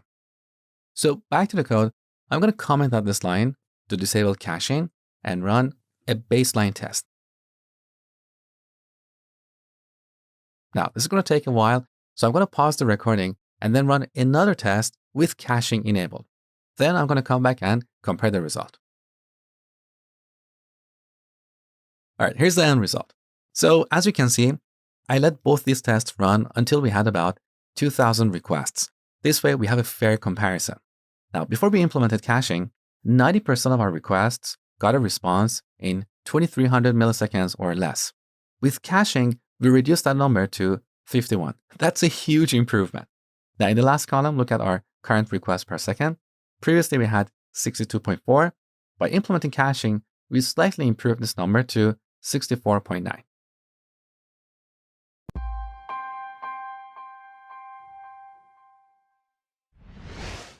All right, the last thing we're going to talk about in this section is managing Redis cache content. So you know that we're running Redis using Docker. So if we run Docker PS, we can see our running containers. A container, as I told you before, is like a lightweight virtual machine. So imagine we have a lightweight virtual machine with this ID that is running Redis. Now, you want to go in this virtual machine and execute a command. We want to launch Redis command line interface.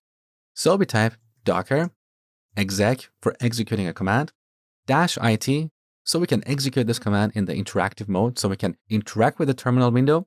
Next, we need to type the container ID. So on my machine, this is what we have. On your machine, you're going to have something different. All you have to type here is just the first few letters of the container ID. So DFEAB is sufficient for me. Then we type the command that we want to execute inside this container. So redis-CLI. Okay, so this is Redis CLI or Redis command line interface.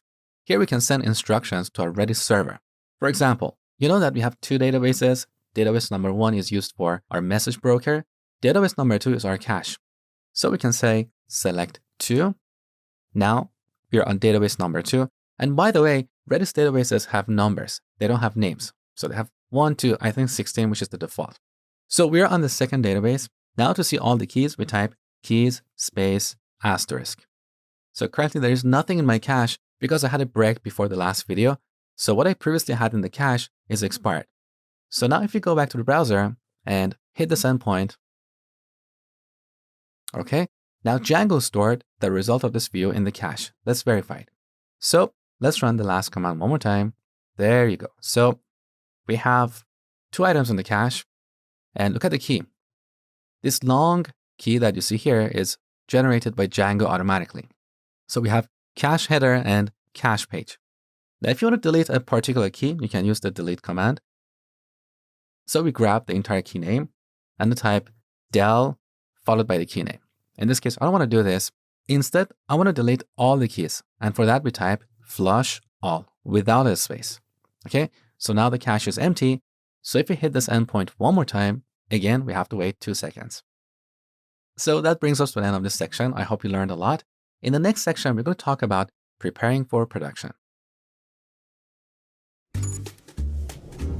Welcome back to another section of the Ultimate Django course. In this section, we'll be talking about the necessary steps to prepare our application for production. So let's jump in and get started.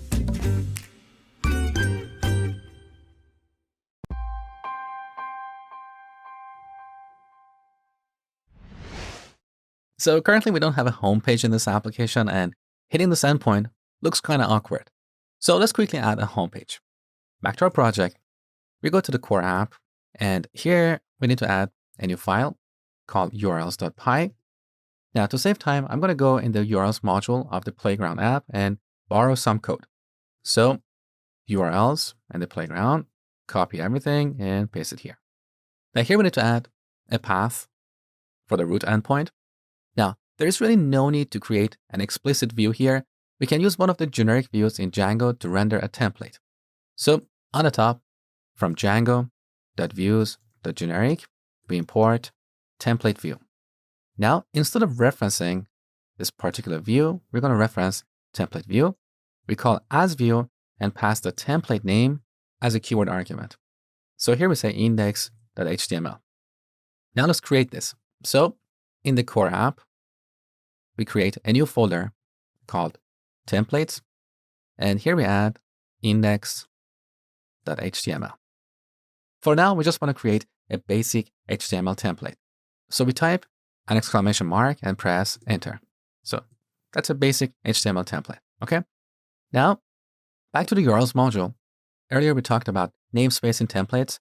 So if we have another index.html in another app, that template may take over and replace this template. So a better way is to namespace our templates. So here in the templates folder, we create a new folder called core and then move index.html right here. Okay. Now we change the template name to core/index.html. This way we prevent this template from clashing with another template. Okay. So this is our core app. Now we don't need this line. Let's remove that as well. Good.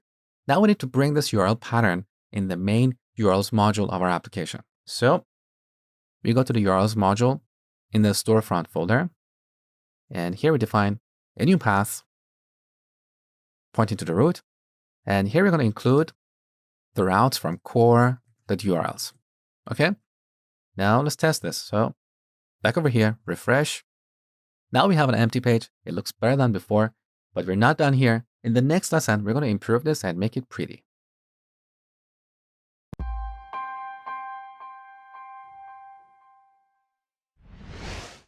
All right, now let's make our homepage pretty.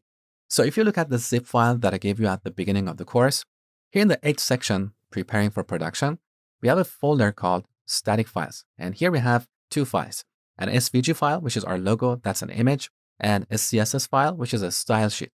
So in Django, we refer to these files as static files. So static files are images, style sheets, and JavaScript files that we bundle with our application. So we're going to add this to our project so our homepage becomes beautiful. So over here in the core app, let's create a new folder called static, and then drag and drop these two files right here. Good. Now let's go to our template. Now, first of all, we have to use a special tag to load our static assets. So on the top, we use a special tag called load for loading static assets. Next, in the head section, we want to reference our style sheet. So over here after title, we're going to type link and press tab. Now here for the href attribute, we need to type the path to our CSS file. So here we have to use another special tag called static. And with this, we can reference a static file in our app. So after static, we type the name of the file in single quotes. So styles.css. Now there's a problem with this approach. If you have another file by the same name in another app, that file might take over. So here we want to use namespacing. So we want to prefix this with core/, and here we should create another folder called core, and then move these two files right here. Okay, good. So in our template, we added a reference to our style sheet. Now, in the body section, we need to type a bit of HTML. If you have never worked with HTML, don't worry, just follow along, type exactly what I'm going to show you. So here we type div period home dash page and press tab. With this, we create a div, which is a container in HTML, and give it this class, homepage. Now, this class is defined in our style sheet, so all the look and feel is defined in this file, okay? Now, inside this div, we're going to add an image. So we type img and press tab, okay? Now, for the source, we need to type the path to our logo file. So once again, we're going to use the static tag, just like here. So after static, we type the path to our logo file. So core/logo.svg, okay? Now, alt is short for alternative text. So here we can type logo. And we should also give this image a class called logo. Again, this class is defined in our style sheet, okay? Now, back to the homepage, refresh, and this is our new homepage.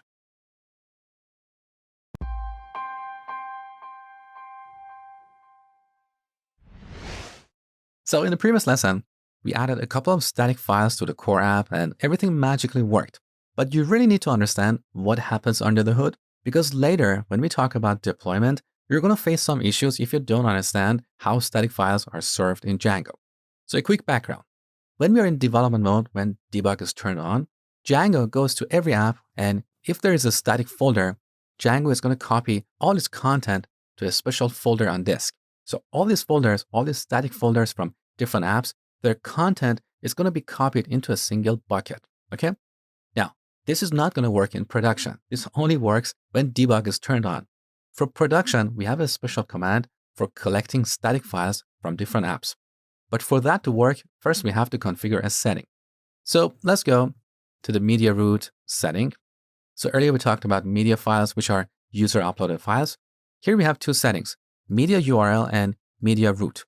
Media root is the full path to a folder on disk that contains user uploaded files.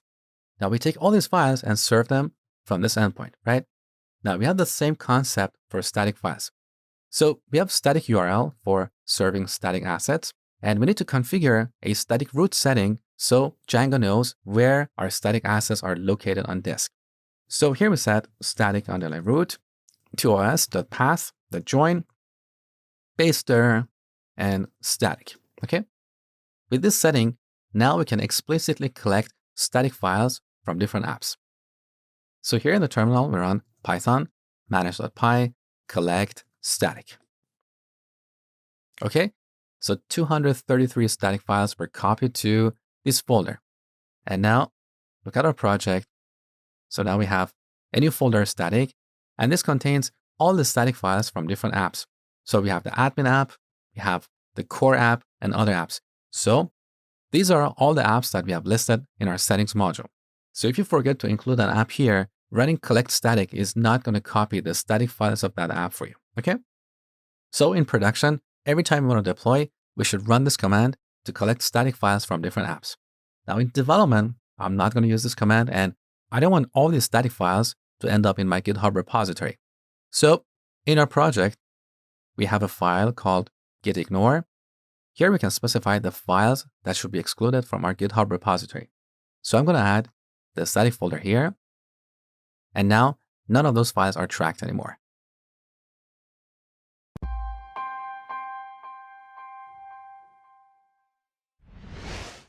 Now, Django doesn't support serving static files in production. So even though we have a command for collecting these static files, we cannot serve them. To add this feature to Django, we have to install a library called white noise. So here in the terminal, we run pip-n install white noise.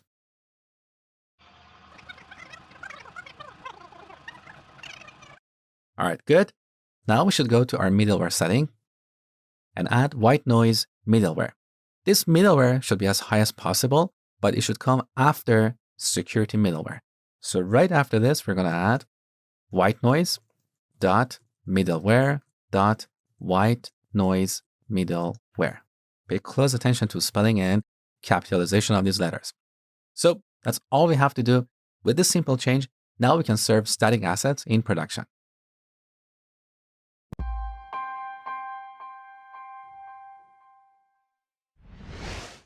All right, the next thing we're going to talk about is configuring logging, which is an important and flexible technique for diagnosing problems. So later, after we deploy our application, if some feature is not working, we can look at our log file and troubleshoot the issue. Now, the first step is configuring logging. So here in our settings module, we define a new setting called logging and set it to a dictionary. Now, in this dictionary, we should always add a couple of keys. One of them is version, which we set to 1. The other is disable _existing loggers. As a best practice, we should always set this to false because there are other loggers that come with Django or other libraries we use. We don't want to disable them. We want to capture everything that comes with them, okay? So we set these two keys. Then we define a new key called handlers. With handlers, we determine what we want to do with log messages. Do we want to write them to the console or to a file or what? So here we can define one or more handlers. So I'm going to define one handler called console and set it to a dictionary. Now here we set the class to, we go in the login module of Python and reference stream handler. So with this class, we can write log messages to the console. Now similarly, we're going to define another handler called file. And in this dictionary, once again, we set the class to logging.file handler. Now we should also specify the name of the file. So we set file name to, let's say, general.log. So now we have two handlers. Next, we define another key called loggers. Now here we can define one or more loggers. For example, we can define a logger for the Playground app, and this will capture any log messages sent from this app. Or we can be more specific and define a logger called playground.views. This will only capture log messages sent from this module. Now, if we remove the name of the logger and use an empty string, this will capture all messages from all apps. So this logging framework gives us a lot of flexibility. Now, most of the time, we don't want to have different loggers for different apps. That's really unnecessary. So here I'm defining a logger to capture all log messages in our project. Now, in this dictionary, first we need to specify the handlers. So once we capture these log messages, what do we want to do with them? Let's say we want to write them to the console and a file. So here we reference the handlers that we defined earlier, okay? So console and file. Now with this login framework, we can define different loggers and say anything raised in the Playground app should be written to the console, but anything raised from the Store app should be written to both console and a file. So once again, we have a lot of flexibility here, okay? Now, the next thing we need to specify here is the level of log messages. So log messages have a level or severity. So we have debug, info, warning, error, and critical. So as we go down this list, the severity of a log message increases. It becomes more important. Now, when defining a logger, we need to specify a level, and this logger will only capture log messages at this level or higher. For example, if I set this to error, this will only capture error and critical messages. So debug, info, and warning messages are not captured, okay? Now, here we don't have to hard code a particular level like error. We can use an environment variable, and this gives us further flexibility. For example, here we can say os.environmentVariable.get. So we can read an environment variable called Django _log level. If this is not set, we can assume, let's say, info by default. Now, with this implementation, we can go to our production server and set this environment variable to capture different types of messages. So this is how we configure a logger. Now, optionally, we can also specify a formatter. So we can define one or more formatters here. With a formatter, we specify how log messages should be formatted. For example, we can define a simple formatter that shows only the message. And in addition to that, we can define another formatter that shows more information about a log message. So let's set verbose to a dictionary. Now here we need to set a couple of keys. The first one is the format of our log messages.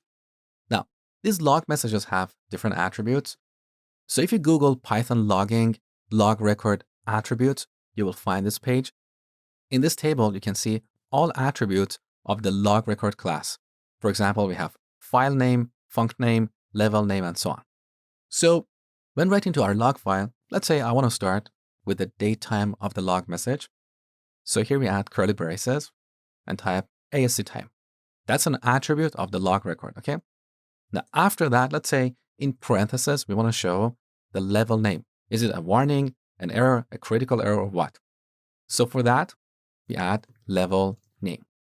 Let's say then we want to add a hyphen and specify the module that this log message was raised from, followed by the log message, okay? So this is the format, and we can configure it any way we want to. Then we specify the style.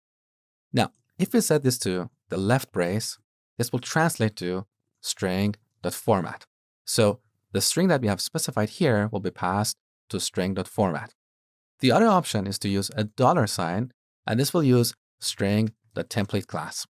So if you have a preference over how you want to format strings, you can specify that here. Now, in this lesson, we're going to use a left brace, so that would translate to string.format, okay? That's pretty much it. This is how we can configure logging. Now let's see how we can write log messages.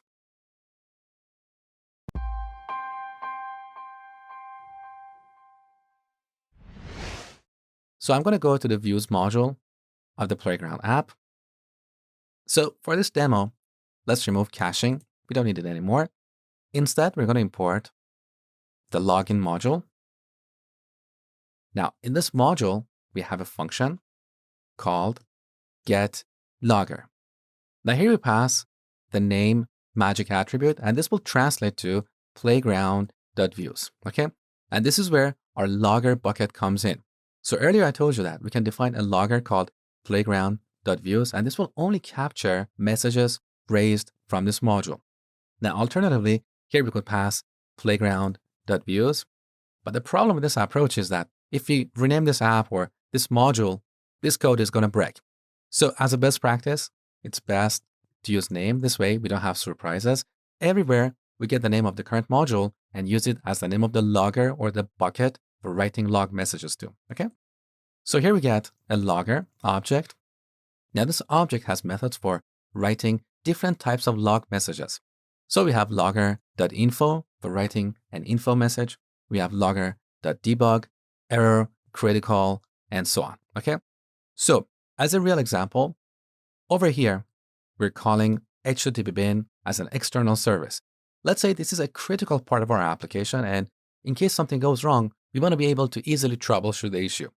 So before making this call, we can write an info message. So logger.info and say calling HTTP bin. Then we can write another logger message after we get the response. So received the response. Now, if something goes wrong, we want to write a critical message to our logger. So we should wrap this inside a try-catch block like this and catch exceptions of type requests dot connection error. Now here we can call logger dot critical and say HTTP bin is offline. Okay.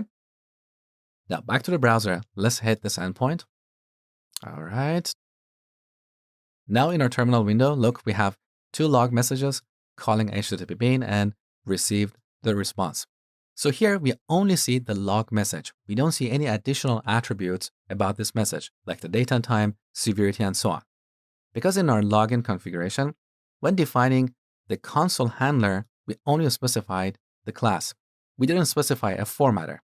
So now, let's say when writing things to a log file, we want to use this formatter that we define here. So in this handler file, we specify the formatter and set it to verbose. So this way we can have different formatters for different handlers, okay? Now, let's hit this endpoint one more time. Good. Back to our project. Here's our log file. Now take a look. In this log file, we have log messages formatted in this particular way. So first we have the date and time, then we have the severity of the message. Next we have the name of the module that the message was raised from, followed by the actual message. So the first one is coming from Django.utils.autoreload. We are seeing this because Django comes with a few built-in loggers. That is why when configuring logging, we set disable existing loggers to false, so we don't miss any of these messages, okay? Now back to our log file. The second log message we have here is a warning coming from Silk. You're seeing this because I disabled Silk middleware, so don't worry about it. Then after that, we have two info messages coming from playground.views. The first one is saying calling HTTP bin, and the second one is receive the response. So this is login in action. Now in the future, when we deploy our application, if you're not interested in info and warning messages, we can simply set this environment variable, Django log level, to a higher level, let's say error. And with this, we'll only see error and critical messages in our log file. Now, one last thing before we finish this lesson. Let's go back to our views module. So as you can see, adding these login statements is useful, but it's also making our code verbose. So this is the cost we are paying for diagnosing problems. So you need to use login wisely. Don't throw login statements everywhere. That's just going to make your code harder to maintain. Also, treat this log as public information. So don't ever write any sensitive information to this log like social security numbers, credit card numbers, and so on. Because if someone gets access to this log file, they can see all this information in plain text. All right, one last thing before we finish this lesson. Here's our log file. We need to exclude this from Git. Otherwise, as we work with our application, this log file gets updated, and every time we have to commit it to Git. It doesn't really make sense.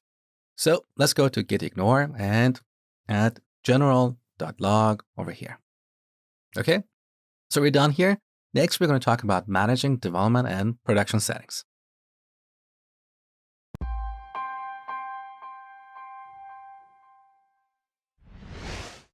In every application, we need to separate development from production settings. For example, look at our database settings here. Currently, we are running MySQL on localhost with this user account. This is only for development. So tomorrow, when we want to deploy this application, we don't want to have to come back here and modify this setting every single time. That's very tedious and error-prone. And also, we don't want to ever store a production password here, because this file is checked into source control. So anyone who has access to our source control can see our production password in plain text. So for production, we should store our database password in an environment variable and then read it in this file, okay? So let me show you how to separate development from production settings. First, we go to our project, and here in the storefront folder, we create a new folder called settings. Then we move our settings module into this folder, and then rename it to common. So we're going to have three files here. One includes all the settings that are common across different environments. And then we're going to have environment-specific files. So we're going to have one file for development, another for production, and potentially other files for staging and test environments. So let's create another file called dev.py and one more called prod.py. Now in each file, we need to import all the settings from the common module. So from common in the current folder, import everything. And we should do the same in our development setting file. Now, let's go to common.py and make a few changes. So I'm going to start from the top. Let's see what we need to move. Okay, the first one is secret key. And look, we have a warning here because we don't want to store the secret key in plain text in this file. This is only for development. In production, we should read this from an environment variable. So let's grab these two lines and move them to dev.py. We don't need the comment anymore. Now for production, we should read this from an environment variable. So here, first we import the OS module. Then we set secret key to os.environment variable called secret_key. Now back to common.py. The next one is debug. We want to turn this on only in development. So let's grab these two lines as well and move them to dev.py. I would prefer to put debug first. The order doesn't really matter. Now in production, we want to set this to false. So let's do that real quick. All right. Now, when we turn off debugging, we need to set another setting called allowed hosts. So back to common.py, look, this is the setting I was talking about. With this setting, we specify the server or the servers that can run this application. This is only required if debug is turned off. So we're going to move this to our production settings file. Now, currently we don't have a production server. In the next section, we're going to provision a production server in Heroku. Once we have that, then we'll come back and store its address here. Okay. So back to our common module. Next, we have our install apps. So these are common across all environments. We also have middleware. So for now, we're pretty much done. The only other setting I want to move is our database settings. So I want to move this section to our development file. Now we don't need the comment anymore. Okay. Now for production, we're going to have a different approach for configuring our database connection string. For now, don't worry about it. So we're done with these files. Now we need to do a search in our project, and anywhere we have a reference to Django settings module, we need to make a slight change there. So let me close these files. Now we're going to search for Django _settings module. So we have 5 files that have a reference to this environment variable. Let's modify them one by one. The first one is in manage.py.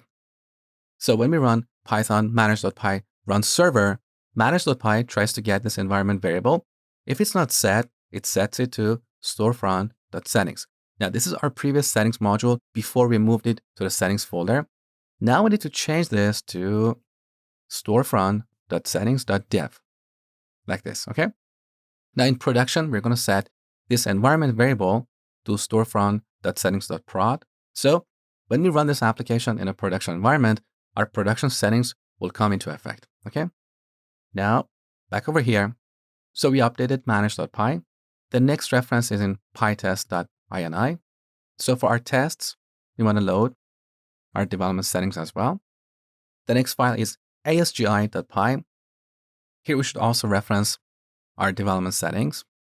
We have one more here, celery. Again, we're going to reference our development settings. And the last one is going to be wsgi.py.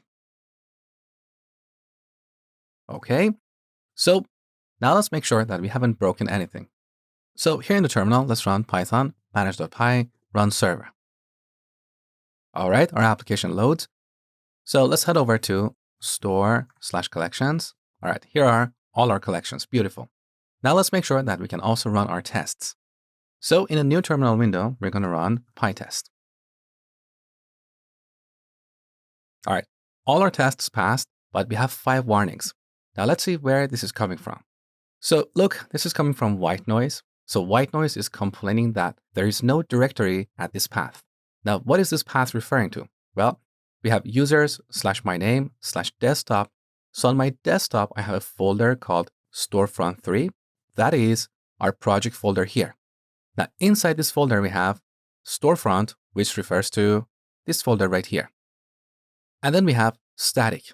So white noise is looking for the static folder, but the static folder is not there. It's inside the root folder. So our static folder, when we collected our static files, is right here. It's not part of storefront.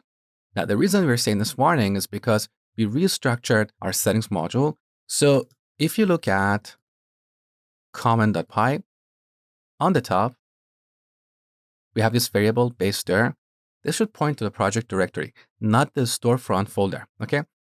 So to solve this problem, we need to add parent at the end. Now, let's run our test one more time.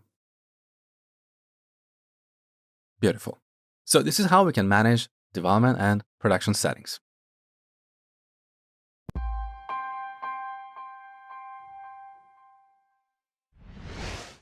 So far, we've been using this development web server that is built into Django. Now, this is great for development because every time we change our code, this web server automatically restarts our application. But this server is only meant for development. In a production environment, we need a fast and robust web server, and for that, we're going to use gunicorn, which is short for green unicorn. So let's stop this process and run pipenv install gunicorn.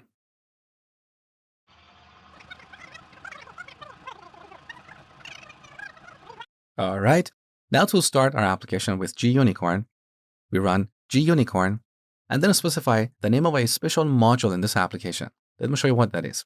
So back to our project. Look, here in the storefront folder, we have a file called wsgi.py. This is also called Whiskey. WSGI is short for Web Server Gateway Interface. So in this file, first we're giving this environment variable a default value, in this case, storefront.settings.dev. And then we call getWizGapplication to get an application instance. So when launching our application with GUnicorn, we need to specify this module as the entry point. So back to the terminal, we type storefront.wsgi. So we're going to the storefront folder and loading WSGI module. Now take a look. All right. So this started a web server at this address, localhost port 8000, exactly like before, but this web server is a lot faster than the development server that comes with Django. So let's go to this address. All right, here's our homepage, beautiful. Now, one thing you need to know about GUnicorn is that unlike the development server that comes with Django, GUnicorn doesn't pick changes in our code. So if you make any changes, we have to manually restart our web server. Now, we don't have to worry about this because, as I said, GUnicorn is only for production. In our development environment, we'll continue using the development server. Welcome back to another section of the Ultimate Django course.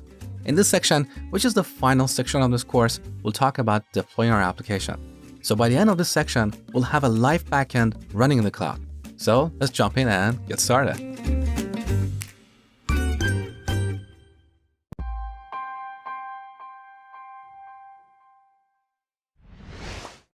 All right, let's talk about our hosting and deployment options. So for Django applications, we have a couple of options here. We can use a virtual private server or VPS, or a platform as a service. Virtual private servers are often less expensive, but require more knowledge and effort to set up. So unless you have the right skills in this space, then I don't really recommend you to use a VPS. The better option is to use a platform as a service, and we have so many options here. We have Heroku, DigitalOcean, Microsoft Azure, Google Cloud, and so on. In this section, I'll be using Heroku because it's very simple, it's well documented, it's a beautiful platform, I love it. And no, I don't have an affiliation with them, I'm just a big fan. Now, to deploy to Heroku, first we need to add our project to source control. We'll talk about that next.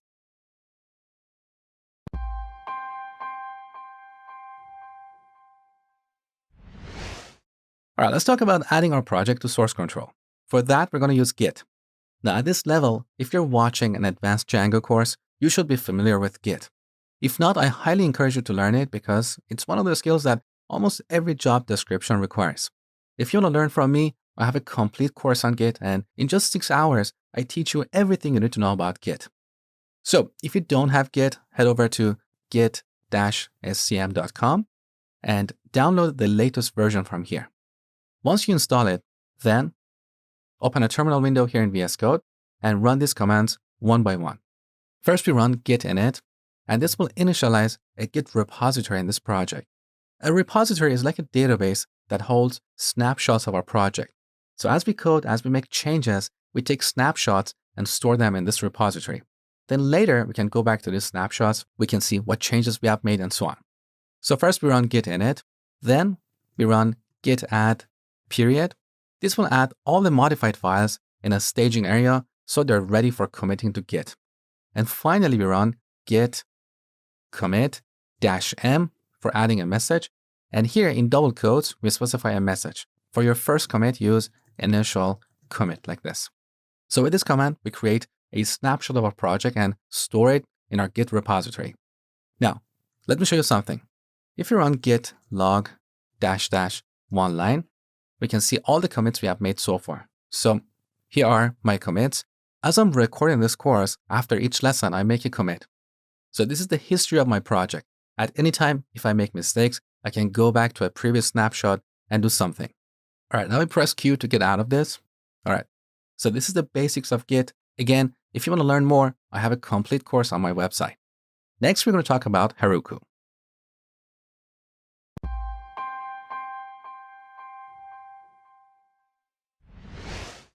All right, to deploy our application to Heroku, first we need to create an account. So if you don't have a Heroku account, head over to heroku.com and sign up. It's free and it takes only a minute. Once you do that, then you need to download Heroku CLI or command line interface. We use Heroku CLI for managing and scaling our application. So if you Google Heroku CLI, you will find this page, devcenter.heroku.com/articles/heroku-cli. On this page, you can find the installation instructions for different operating systems. Again, this is very simple. It's going to take only a couple of minutes. So install this, then open a terminal window and run Heroku -- version. This verifies that you have installed Heroku CLI properly. If you encounter any errors, just Google it, or you can use our forum for troubleshooting. Now we need to log in. So we run Heroku login. Okay, it says press any key to open the browser. Let's go. Okay, now I'm going to log in. All right, I'm logged in. So now we can close this page and get back to our CLI. So here we are. I'm logged in as programmingwithmosh@gmail.com. So go ahead and follow these steps. In the next lesson, we're going to create our first Heroku app.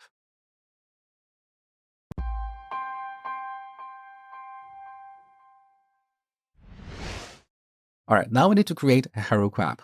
And for that, we run Heroku, create, and give our app a unique name. I'm going to go with moshby-prod, meaning this is our production environment.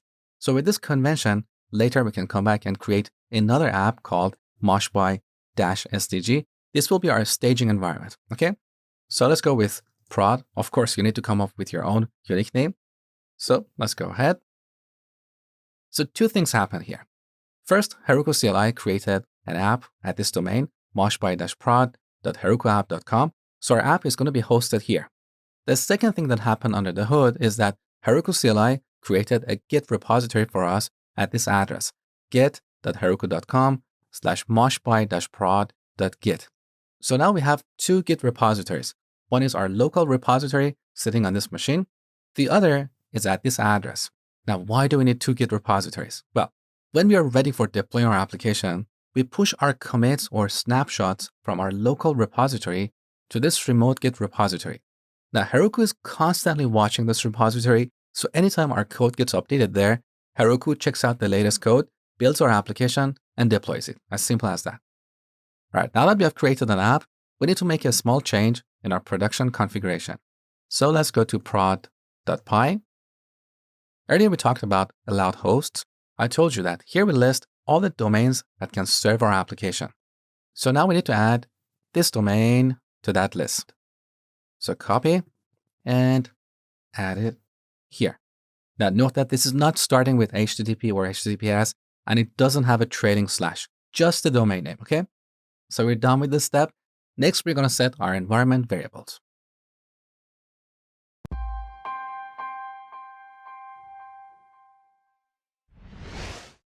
So in this production configuration file, we are reading an environment variable called secret key. So now we need to set this on Heroku. But first, we need to generate a secret key. Now, there are many different tools available online. The one I'm going to use in this lesson is available at this address, djecrety.ir. I have no idea how to read this. I don't know if this is an Iranian website or what, but this is a beautiful website. I totally love it. So we generate a secret key. Now this is copied to clipboard. So then we open a terminal window and run Heroku config:set. Here we type our environment variable, which is secret key, followed by an equal sign. Now, before we paste the key, we need to wrap it in single quotes, like this, okay? Let's go ahead. Good. This is set. Now, we should also set another environment variable called Django settings module. Let me explain why. So let's go to wsgi.py. So earlier I told you that in this module, we're giving this environment variable a default value. So if this is not set, we set it to storefront.settings.dev. Now this is only for development. On production, we should set this to point to our production configuration file. So back to the terminal, let's run Heroku config:set Django _settings _module. Make sure to spell it properly, otherwise things are not going to work. So we set this to storefront.settings.prod. Let's go ahead. Good. So our environment variables are set. Next, we need to create a special file called procfile.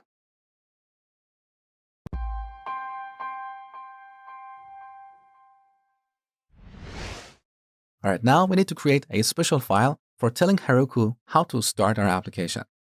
So here in the root folder, we add a new file called procfile. That is short for process file. Now make sure to spell it exactly as you see. So the P should be capital and all the other letters are lowercase. And also here, we don't have an extension, just a file name, okay? So with this process file, we can tell Heroku how to start our application. So first we type release : and here we type the command that should be executed when releasing our application. So at this point, we want to run our migrations. So we run python manage.py migrate.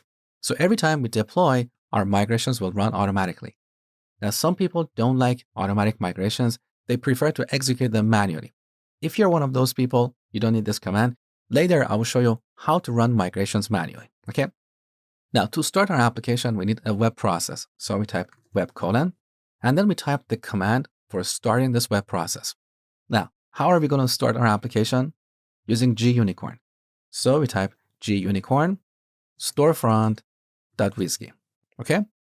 Now, in addition to this web process, we also need a worker or a background process for running Celery jobs. So worker : and here we type Celery -a storefront worker. Nothing magical here. This is the exact same command that we executed earlier to start a Celery worker process on our development machine, okay? So now with this proc file, we're telling Heroku every time our application is released, this command should be executed, and we need two processes. One is a web process, and the other is a worker process.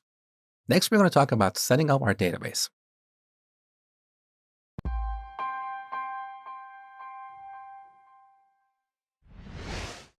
All right, now let's see how we can provision a MySQL database. So head over to dashboard.heroku.com/apps.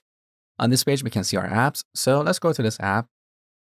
Now we need to configure add-ons. So Heroku has partnership with a lot of companies, famous companies that provide tools like database management systems, cache servers, email servers, and so on. So in this section, we can easily add these services to our app using literally one click. Let me show you. So let's go to configure add-ons. Now, in this box, we search for ClearDB MySQL. So this is a provider of MySQL in the cloud. Now we can also look at complete list of Heroku add-ons on this page. So on the left, we can see categories. For example, if you're looking for a login service or a monitoring service, you can see what partnerships are available here. We can add any of these services to our app using one click. So back to this page, we search for ClearDB MySQL. Okay. Now here we have different plans. We have the Ignite plan, which is free. This is just for testing, so don't use it for a serious application. For anything serious, you have to pay. So we have different plans. You can read about them and their features on your own. So for this lesson, I'm going to select Ignite, that is free, and submit order form. All right, ClearDB is provisioned. Now, here in the terminal, let's run Heroku config. This shows all our configuration settings or environment variables. So now we have a new environment variable called ClearDB database URL. So look at this URL. It starts with MySQL. Now we need to copy this all the way except the last part. So here we have $reconnect equals true. This is only for Ruby on Rails applications. It doesn't work for Django. So we're going to copy this entire connection string except the last part, and then store this in a separate environment variable. So we type Heroku config set. We're going to call this variable database under the URL and set it to this value. Good. Now we need to configure our database using this connection string. So let's go to our development configuration file. Look, in our development environment, we explicitly set these settings like the name of our database, the server, the user, and password. For production, we are not going to explicitly set these parameters. Instead, we're going to create this object from that connection string that is stored in an environment variable. And for that, we need to install a separate library. So here in the terminal, we're on pipenv install dj-database-url.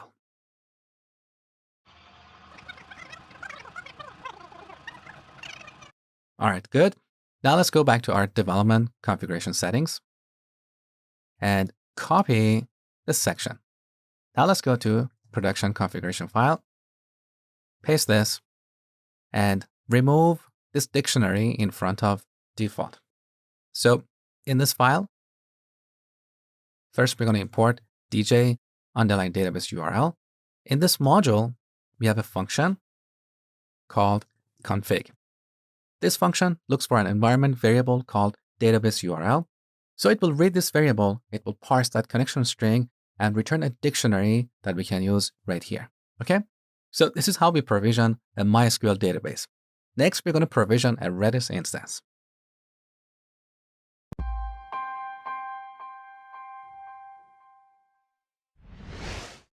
All right, here in our common configuration file, look, there are two places where we're using Redis. We are using it as a message broker for Celery and also for caching. Now, in this implementation, we are using two different databases. So database number 2 is used for caching, whereas database number 1 is used as a message broker. Now, when provisioning a Redis instance on Heroku, we get only one database. So if you want to separate these, you have to provision two Redis instances. And of course, that's going to cost you double. Now, in this case, there's really no issue with merging these into one database because Redis databases are not like relational databases. They're key value stores. So a database contains a bunch of key value pairs. So there's really no harm in using the same database both as a message broker and also as a cache. If you have strong reasons for separating these, of course you can do so, but you have to pay extra for it. Now, back to our Heroku dashboard, let's find another add-on called Redis. So we're going to add Heroku Redis to our app. Okay, again, we have different plans. We have a free plan, as well as other plans that start from $15 to $19,000. So let's go with the free plan and submit order form. Now, provisioning a Redis instance is going to take a few minutes, roughly around 5 to 10 minutes.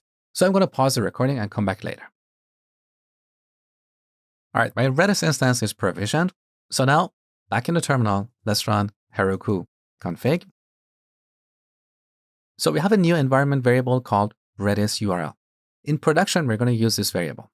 So back to our common configuration file, we need to move out a couple of settings from this file. The first one is Celery broker URL. I'm going to move this to dev and prod. Now, technically, we didn't have to move this to dev. We could simply overwrite it in prod. But I prefer to have all environment-specific configuration in different files. So this was one setting. The other setting is the configuration of our cache. So let's move this out to dev and prod. Okay. Now in production, first we're going to read Redis URL as an environment variable. So os.environment variable Redis URL. Okay. Then we're going to use that in two places. Here's one, and here's another instance. Good. So our Redis instance is ready. Next, we're going to provision an SMTP server.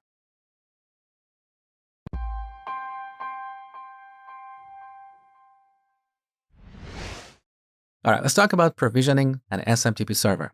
We have a few options here, but the one that I personally like is Mailgun. So let's add Mailgun to our app. Okay. Again, we have a few different plans.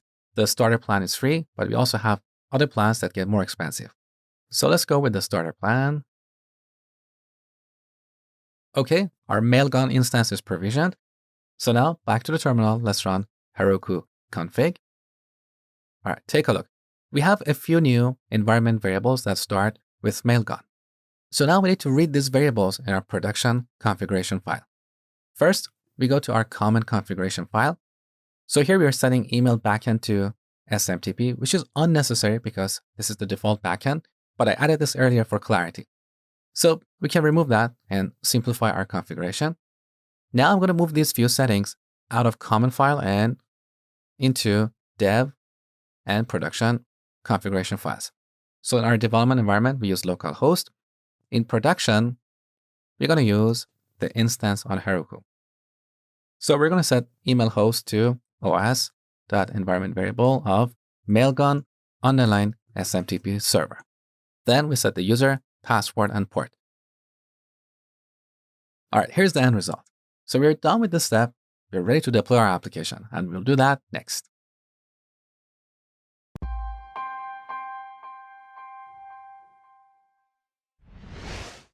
Now, to deploy our application to Heroku, first we need to commit our changes into our local Git repository.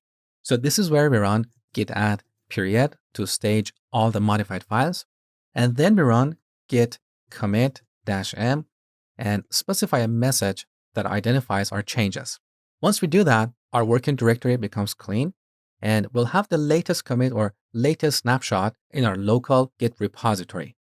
Now to deploy our application, all we have to do is to push these local commits into the remote repository that Heroku set up for us at the beginning of this section when we created a Heroku app. So if we run git remote -vv, we can see all the remote repositories. So here we have a remote repository called Heroku, and this is the URL of this repository. Now let's run git branch. This shows all the branches in my local Git repository. So here I have a default branch called master. On some machines, this is called main. So now we need to push this master branch into this remote repository. And for that, we type git push Heroku master or main if this is called main on your machine. Once we do that, Heroku is going to receive our latest code. Then it's going to build our application and deploy it. So every time you want to deploy, we basically have to commit our local changes and then run the push command. Let's go ahead and see what happens. All right, look, Heroku detected that we have a Python app. So now it's installing Python 3.9 as well as pip. Next, it's installing dependencies from our pip file. This is going to take a little while.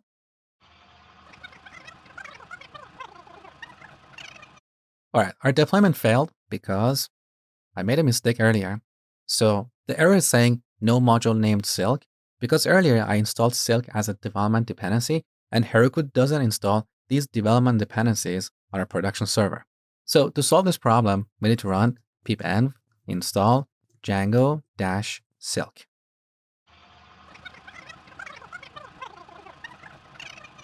All right, good. So now we have some local changes as you can see right here. So we need to make another commit. So git add period, git commit -m, install Silk as a dependency. So this message identifies the purpose of this snapshot or the latest changes. Good. Now to deploy, we need to do another push. So git push Heroku master. Okay, look, every time we deploy, Heroku automatically runs the collect static command. So now 233 static files were copied into our production directory.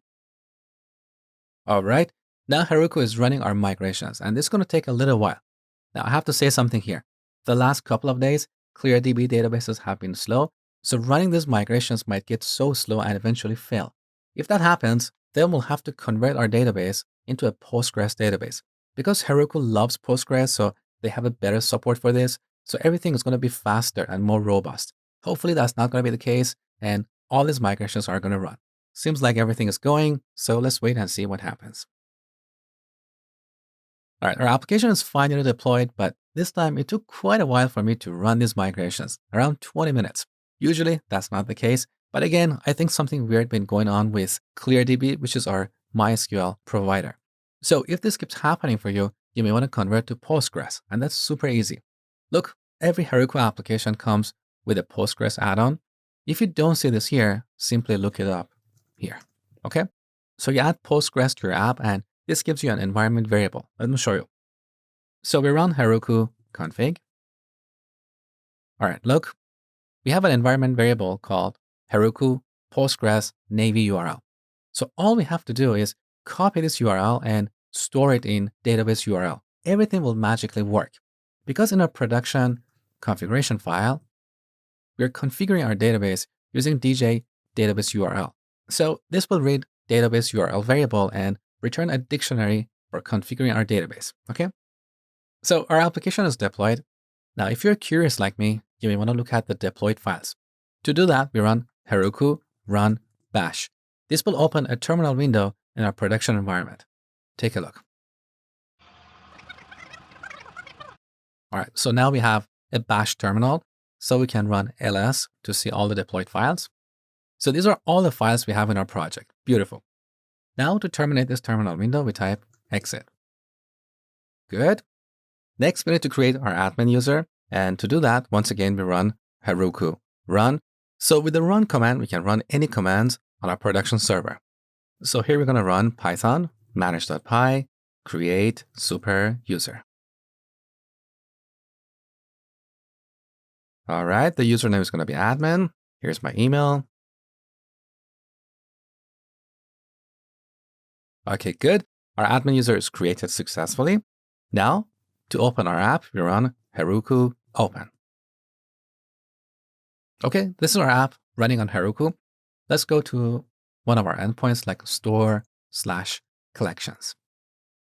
Okay, good. Currently, we have no data in our database, so we'll populate it in the next lesson.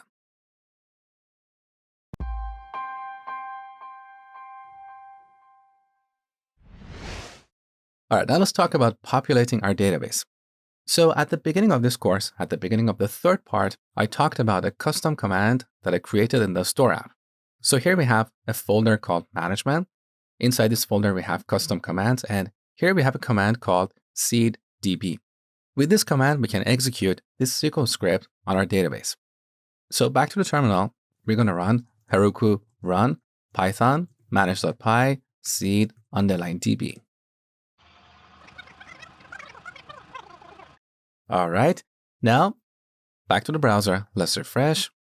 Here are all of our collections. Beautiful. So that was the simplest option. The other option is to grab our connection string and open it in data grep. This way we have full access to our database. Let me show you. So we run Heroku config :get database _URL. So instead of looking at all configuration variables, now we're looking only at database URL. Okay, so we're going to grab this MySQL connection string.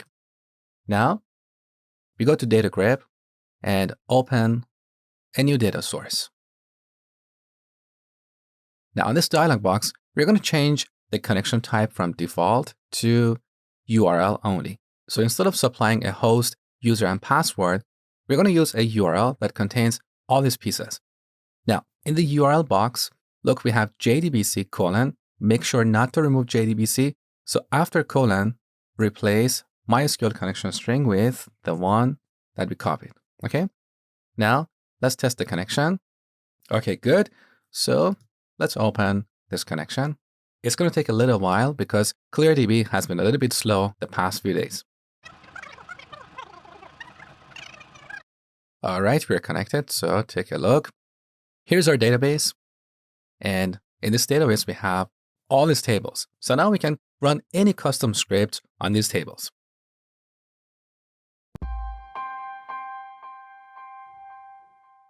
Now, the last thing we're going to talk about in this course is Dockerizing our application. So you have noticed that in order to run this application, we need a few services. We need to download and run MySQL, Redis, Celery, and so on. So every time we want to run this application, we have to open a few terminal windows and run these services one by one. That's a bit tedious. The other problem is that every time a new developer joins our team, they have to install all these dependencies on their machine. Now, if they install a different version of, let's say, MySQL, something might behave differently on their machine. And this is where Docker comes to help. With Docker, we can easily start all these services. And more importantly, we can ensure that all our development and production machines have the exact same environment. So in this lesson, I'm going to give you a short and sweet introduction to Docker. But if you want to learn it properly from scratch, you need to take my Docker course. So in the zip file that I gave you at the beginning of the course, look at the last folder, deployment. Here we have a folder called Docker with 4 files. To Dockerize our application, first we need to add these files in the root folder.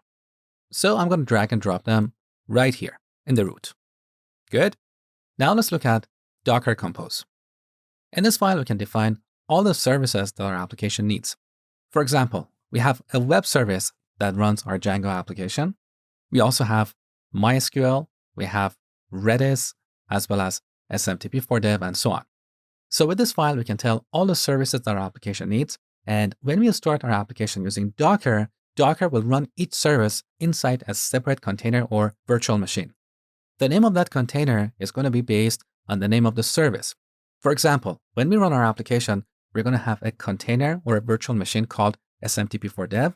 We're going to have another container called Redis and one more called MySQL and so on. Okay? Now, the beautiful thing about Docker is that Here, we can clearly see the version of each service we need. For example, here we're running MySQL version 8, and this ensures that every developer on the team will use the exact same version. There are no surprises.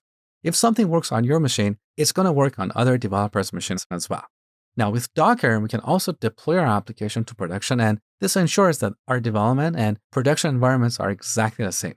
That's really outside the scope of this course, but I'm just giving you the possibilities.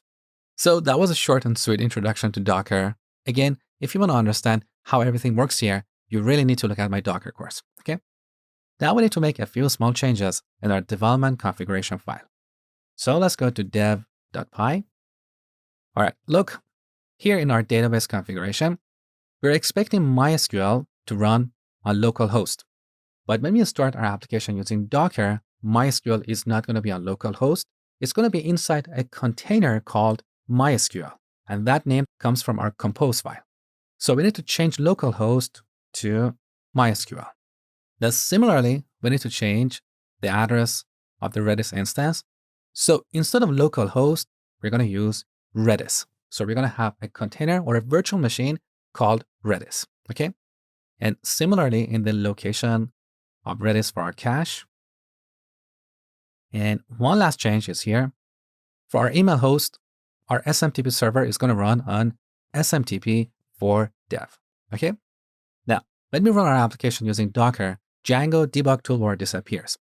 To fix that, we need to add a bit of hack here. So debug _toolbar _config. We set it to a dictionary. And here we set show toolbar callback to a Lambda function. A Lambda function is a single one-line function.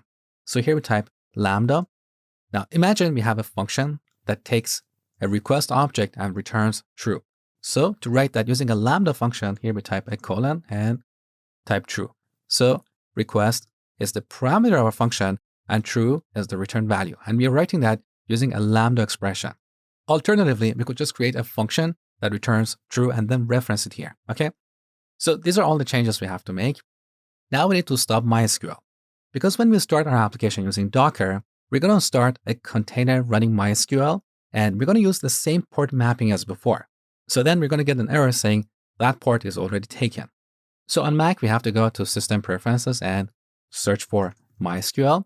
On Windows, we probably have something similar in Control Panel or whatever they call it these days. So find a way to stop MySQL on your machine so the port is not blocked. Okay? So this is MySQL on Mac. Now over here, we can stop MySQL server. So let's type our password. Good. So MySQL is stopped. Now, similarly, if we have other terminal windows running Redis, Celery, and other services, we need to terminate those terminal windows so all the ports that are currently in use become free. Now to start our application using Docker, we're going to use the docker compose command. Here we can use up to bring up all the services or down to shut them down. So I'm going to use up. Now, as a best practice, always use the build option to make sure you have the latest code in your web container. So let's go ahead and see what happens. All right, the first time it's going to be a little bit slow because Docker is pulling all these images, including MySQL, Redis, and so on. So I'm going to pause the recording and be back in a minute. All right, our application started and we can see the log of all these services in the same window. Now, quite often that is a little bit too much information, so let me show you a better way. Let's stop this process by pressing Ctrl and C. So now all our services are shutting down. So we have Flower for monitoring Celery tasks. We have Celery Beat, we have Web, and so on. Okay, so now let's run Docker Compose one more time. But this time, first we're going to add -d for running all the services in the background, and then --build. All right, now all the services are running in the background, so we don't see their log here anymore. So if you're interested, we can look at the log of specific services. For example, we want to look at the logs for our web service in case we have any problems in our application, as well as the logs for our tests. Everything else like Celery, Celery Beat, and Floor is really irrelevant. So here we type docker compose logs web, and this shows the log from our web server. So our web server is running on port 8000, beautiful. Now we can open another terminal window and run docker compose logs tests. This is another service in our docker compose file. So look, all our tests have passed, but if you make any changes, we have to run this command one more time to look at the logs for the test service. So a better way is to run docker compose logs -f for following the logs so this process is not terminated. And then we type the name of the service. So now we are waiting on this window, and if we make any changes in our code, PyTest will rerun our tests and we can see the result. Now you might prefer to open this inside a separate terminal window outside of VS Code, so you can put it on the side or on a different monitor. That's completely up to you. So now our application is running. So back to the browser, let's go to localhost port 8000. There you go. Now let's go to one of our endpoints like store/collections. So currently we have no data here. So to populate our database, we need to run the seed command in our web container. So we open a new terminal window and run docker compose run. With this, we can run a command inside a running container. For example, we can go to our web container and run bash to open a terminal window inside this container. Take a look. So now we are inside this container. This is the container ID. I'm logged in as the root user and I'm inside the app directory. So if we run ls, we can see all our project files inside this running container, okay? Now in this case, we are not interested in a terminal window. We just want to run the seed command. So let's type exit, okay? Now we run docker compose, run. We go to our web container and run python manage.py seed _db. And using the same command, we can also create a super user. So let's go ahead. All right, our database is populated.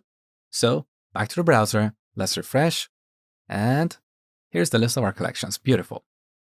So to recap, now that we have Dockerized our application, we can simply start it using a single command, docker compose up -d --build. Now, if you're interested, we can optionally look at the logs of individual services. And when we are done with this application and you want to run another application in Docker, we simply run docker compose down. This will bring down all the services.